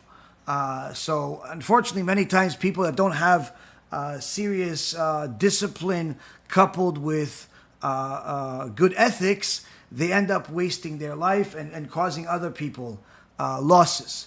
So one of the ways that you can, to train yourself, aside from learning more Mussar, because sometimes the Mussar is not enough, to discipline a person. Sometimes the person has to take actual measures, actual steps to fill their day up. So make yourself appointments and meetings and different things that every single day that you need to go to, that you need to do something for them. Especially if you could do it early in the morning, where it forces you to go to sleep earlier and wake up earlier. It forces you to have some type of plan. So this is very, very important for people that are not disciplined. It's again, if a person is very productive, it's usually because they're in some type of structure. When a person doesn't have a structure, it's very, very difficult for them to be productive, especially if they're young, where they don't have the discipline built up yet. So it's important for a person to put themselves in some type of a structure.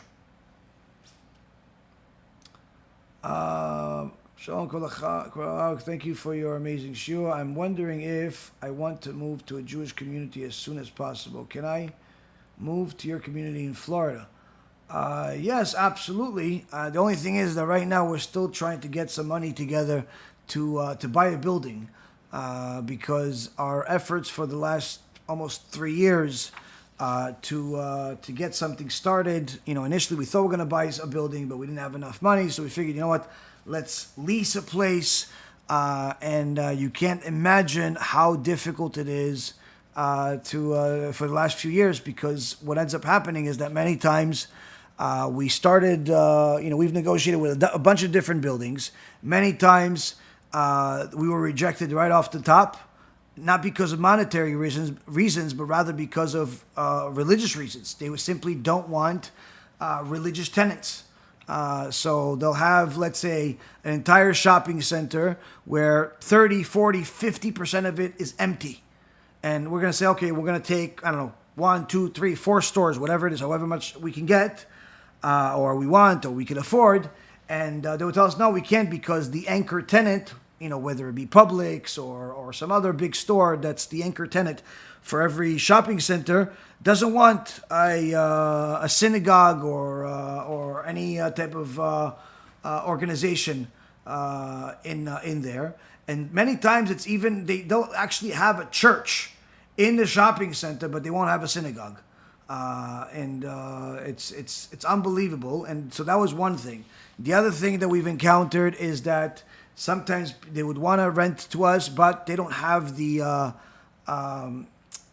ability to do it because there's not enough parking for what's called an assembly. And the only way to get it is by filing for a variance, and a variance is very, very expensive. It could easily be $100,000-$200,000, and they expect us to pay for that, which is obviously ridiculous. Then looking at actually purchasing a place, aside from the money being something that it's not easy to find a place, because even to buy something, if it's part of some other bigger center or something like that, not all sellers want to sell. Recently, we found a place, in one town I think it was Naples or wherever it was. They had 4 buildings. One building was completely empty. We said, okay, you know what? Let us go in there to buy it, to rent it, to do something. They don't want either one. The whole thing is empty, completely empty. 20, 30,000 square feet, completely empty. They refuse to sell it or rent it to us. Why? Because we're a religious organization. Then another place that we've been talking to for almost a year back and forth, just simply to rent a place. It's not a big place, only a few thousand square feet. We could at least get started, but they're insane. They want us to pay for all of the construction costs for things that are not our benefit. Air conditioning, floor, like all types of stuff that they would need anyway. So the construction cost for this place is going to be close to over $200,000. And it's not like a place that we could build everything we want. It's not even a big place. But they don't want to contribute, and it's a terrible deal.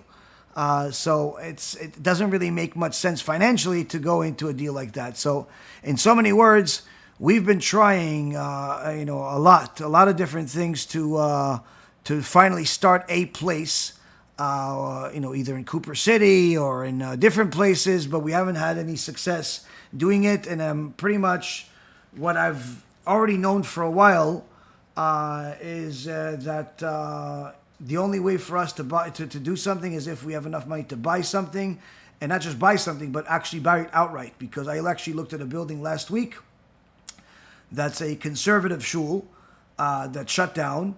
It's a nice building that we could easily use. It would be actually a perfect fit. They want about $3.5 million for it. But they're not willing to wait for us to get financing, meaning they want outright like a cash purchase. They want us to simply give them $3.5 million. If I had the $3.5 million, I'd pay them tomorrow. But I don't. So it's pretty much, that's a deal that goes on the garbage. So it's I've asked people to contribute. I mean, some of you have been contributing, but it's unfortunately not enough. Not enough. So I don't think that we're going to be able to, at least to my, if everything works in a natural order, without any super miracles by HaShem, I don't think we're going to be able to start a community where you guys should move to until we have enough money to buy a building outright. That's unfortunately my conclusion so far, because we've tried everything else and it just simply doesn't, it's not enough. Unless you outright can buy a building, pay cash for it, no mortgage, no wait time, no nothing, it's simply not going to happen. And for anyone to move near me doesn't make any sense. I don't have a synagogue. I mean, everybody could move to Florida, but move to different communities in Florida where there's synagogues and there's people and there's all that other stuff. To move next to me right now makes no sense, because it's very likely I'm not going to be here for much longer, because we need to start something, and wherever I can start something, I'm going to go to. So if we can get a few $1 million, I'll and start a place somewhere here, I'll be more than happy to do it. If it's going to be in a different city, then I'll do it there. But until then, there's no point for anybody to move next to me, because it won't it won't be to their benefit. They need to go to a synagogue. I was certain that by now we would actually have already something operational, but unfortunately that hasn't worked. So when we finally get the funds and we're able to find something, then I'll be the first one to celebrate the announcement, to let everybody know to move as soon as possible and to get everything done. But, unfortunately that's not yet.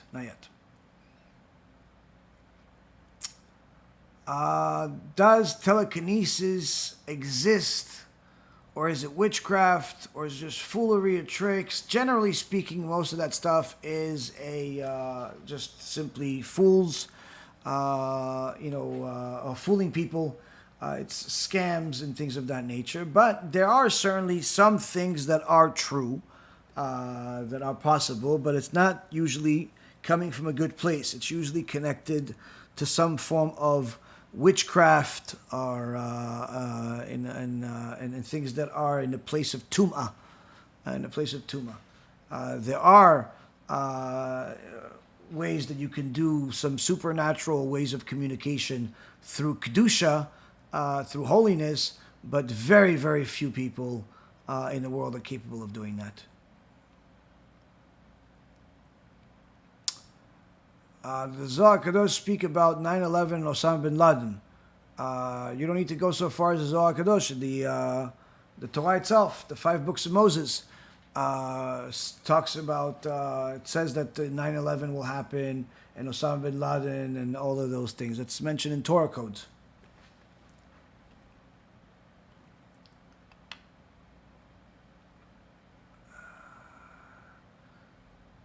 Does the sons or the descendants of Korach and the embarrassment Korach gets every year in the Torah help him alleviate his punishment over time? Yes, to a certain extent, it certainly does help that his sons did Teshuvah. And in fact, one of his descendants was Shmuel a Navi. So he was extremely righteous and one of the greatest people that ever lived. But that's not enough to get him out of Gehinnom. There's obviously still there.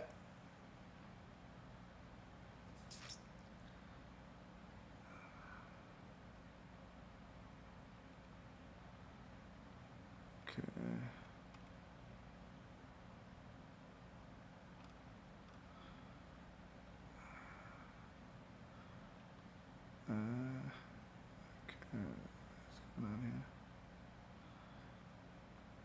There we go.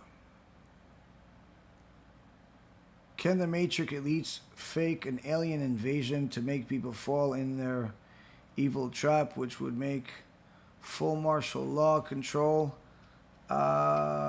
Can they theoretically? Yes, but no, I don't believe it's something that's possible. It's not mentioned in the Torah to have an alien invasion or as one of the prophecies in full martial law. But I mean, certainly there are things that could happen that could cause harm to people and stuff like that, but I don't think it's going to come in such a form of alien invasion. I think that's just people watching too many movies.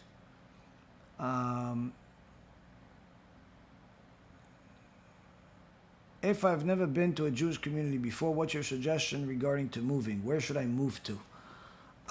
Where you should move to, I would suggest moving to, if I had my own community, I would tell you to move here tomorrow. I think whatever we have is going to be great. I'm waiting for HaKadosh Baruch Hu to open up that gate.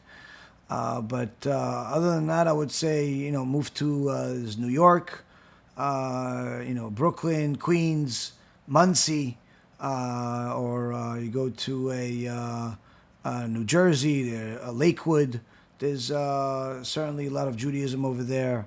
There's several different Jewish communities, but I think probably the place that most people will find their way in, regardless of what background they are in, is most likely is going to be New York. Because in New York, there is everything.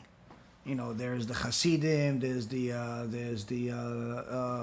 Sfaradim, the Litaim, there's everybody. There's the community. There's literally many, many different types of communities within New York. So within probably, walking distance from, you'll be able to reach somebody that you are ideologically the same with. So I think that New York is probably the best bet. If Moshe couldn't see Hashem's face but his back, meaning the past, how was he able to see the future, meaning also seeing Hashem's face? For example, seeing Rabbi Akiva. Okay, so when HaKadosh Baruch Hu says to Moshe, you can't see my face and live, and I'll show you my back, Chazal interpret that to mean that Hashem says you can't see what I'm doing in the future and understand why I'm doing it. You could only see what I've already done and complete it and understand it.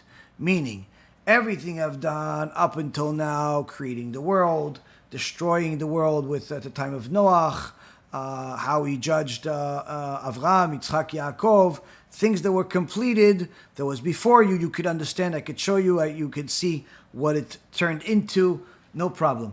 But even if I show you the future, I show you Rabbi Akiva, you're still not going to understand why I did what I did with Rabbi Akiva, how he had a horrible death, where they shaved his skin and did horrible things to him and sold his meat in the market. You're not going to be able to understand that. Even if I show it to you, you're not going to be able to understand that because the outcome of all of it hasn't happened yet. So you're not going to see all the things that happened thereafter. So that's in essence what Hashem is telling Moshe Rabbeinu, that the things that I've done and I've already completed, in so many words, that the parts of them that are able for you to put all the pieces together, or at least the many pieces together to see the divine rationale behind them, that you can understand.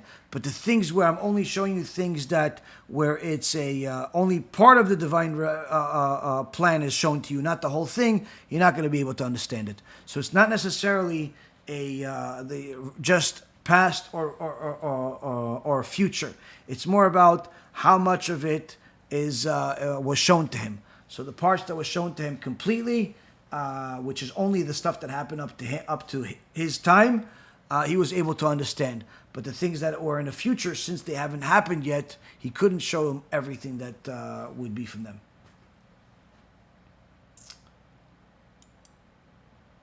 In the process of conversion, how should one pick which tradition to follow?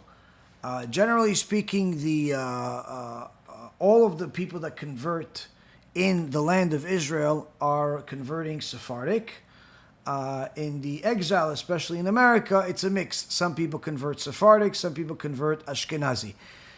It really all depends on what you're more connected to as far as the tradition, and also what community you live in. If you live in a Ashkenazi community, then it's probably going to be much easier for you to convert Ashkenazi. If you live in a Sephardi community, then it'll probably be much easier for you to convert Sephardi. But again, it all depends on where the person lives and what they're connected to and so on. But usually most people convert Sephardi. But it's not that everything is in Israel, but in here it's a mix. It's a mix. Okay, Rabotai, I think I've answered all of the questions. Baruch Hashem. May Hashem bless each and every single one of you with a lot of atzlacha, especially when it comes to seeing the truth, seeing the falsehood for what it is, running away from the matrix and all of the lies. And really the only reason why I'm using this word is because simply that's the word that people understand today. If I told them lies, people don't necessarily always understand lies. But if I tell matrix, somehow matrix has redefined lies. So that's the reason why I'm using it. It's not because I'm recommending anyone watch any movies or start Googling the word and seeing what kind of videos come up, because it's a rabbit hole that never ends. I wouldn't waste your time. Just learn Torah, purify yourself. Everything else will work out. Skuli mitzvot rabot b'cha b'atzlacha, and b'ezrat Hashem, we'll have this video out on YouTube tomorrow. Oh, and also, for anyone who doesn't know, we're having a new podcast that the launch is going to be Motzei Shabbat on the main my YouTube channel. It's going to be at 9 p.m. Eastern time, but of course you could watch it thereafter. And each week, each Motzei Shabbat at 9 p.m. we'll have a new show. of a new interview with a different person that has an inspiring story. Highly, highly, highly recommend it. I know that many of you are going to want to be part of the show as well. If you have a good story and you want to be part of it, we'd be more than welcome to speak to you and get something done. But this is, again, something that's coming out in just a few days. Enjoy it, share it, and B'ezrat Hashem, be inspired by it, because it's literally amazing. The first one, when I first saw it, the first one that you guys are going to see, I cried. I cried from the story. So first one is amazing. All of them are amazing, but the first one was just one of those, it's literally, you're going to cry watching this story. It's an amazing story. So enjoy. Skuli mitzvot rabot, and B'ezrat Hashem, we'll learn again next week. Kol Tuv.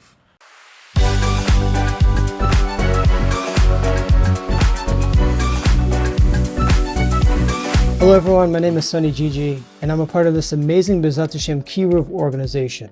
I'm pleased to announce that we're soon going to be releasing our new podcast called Returning to HaShem.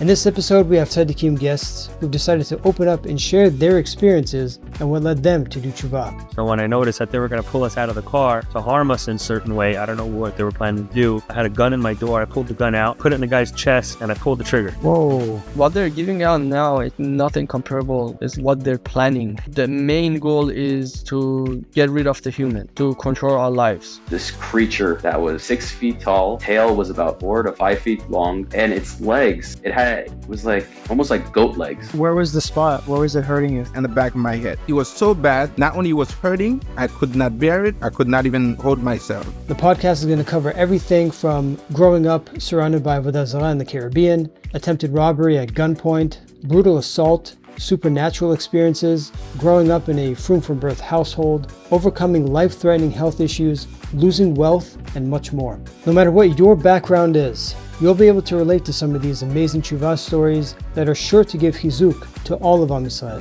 B'ezrat Hashem, you'll join us on this journey and be inspired just as much as we were. If you've been positively impacted by the B'ezrat Hashem organization, Rabbi Yaron Reuven, Rabbi Ephraim Kachlon, and you want to be a part of this amazing podcast, feel free to contact me at sunny@B'ezratHashem.org. I look forward to hearing from you and helping you get your story out there to help fellow Jews return to HaShem.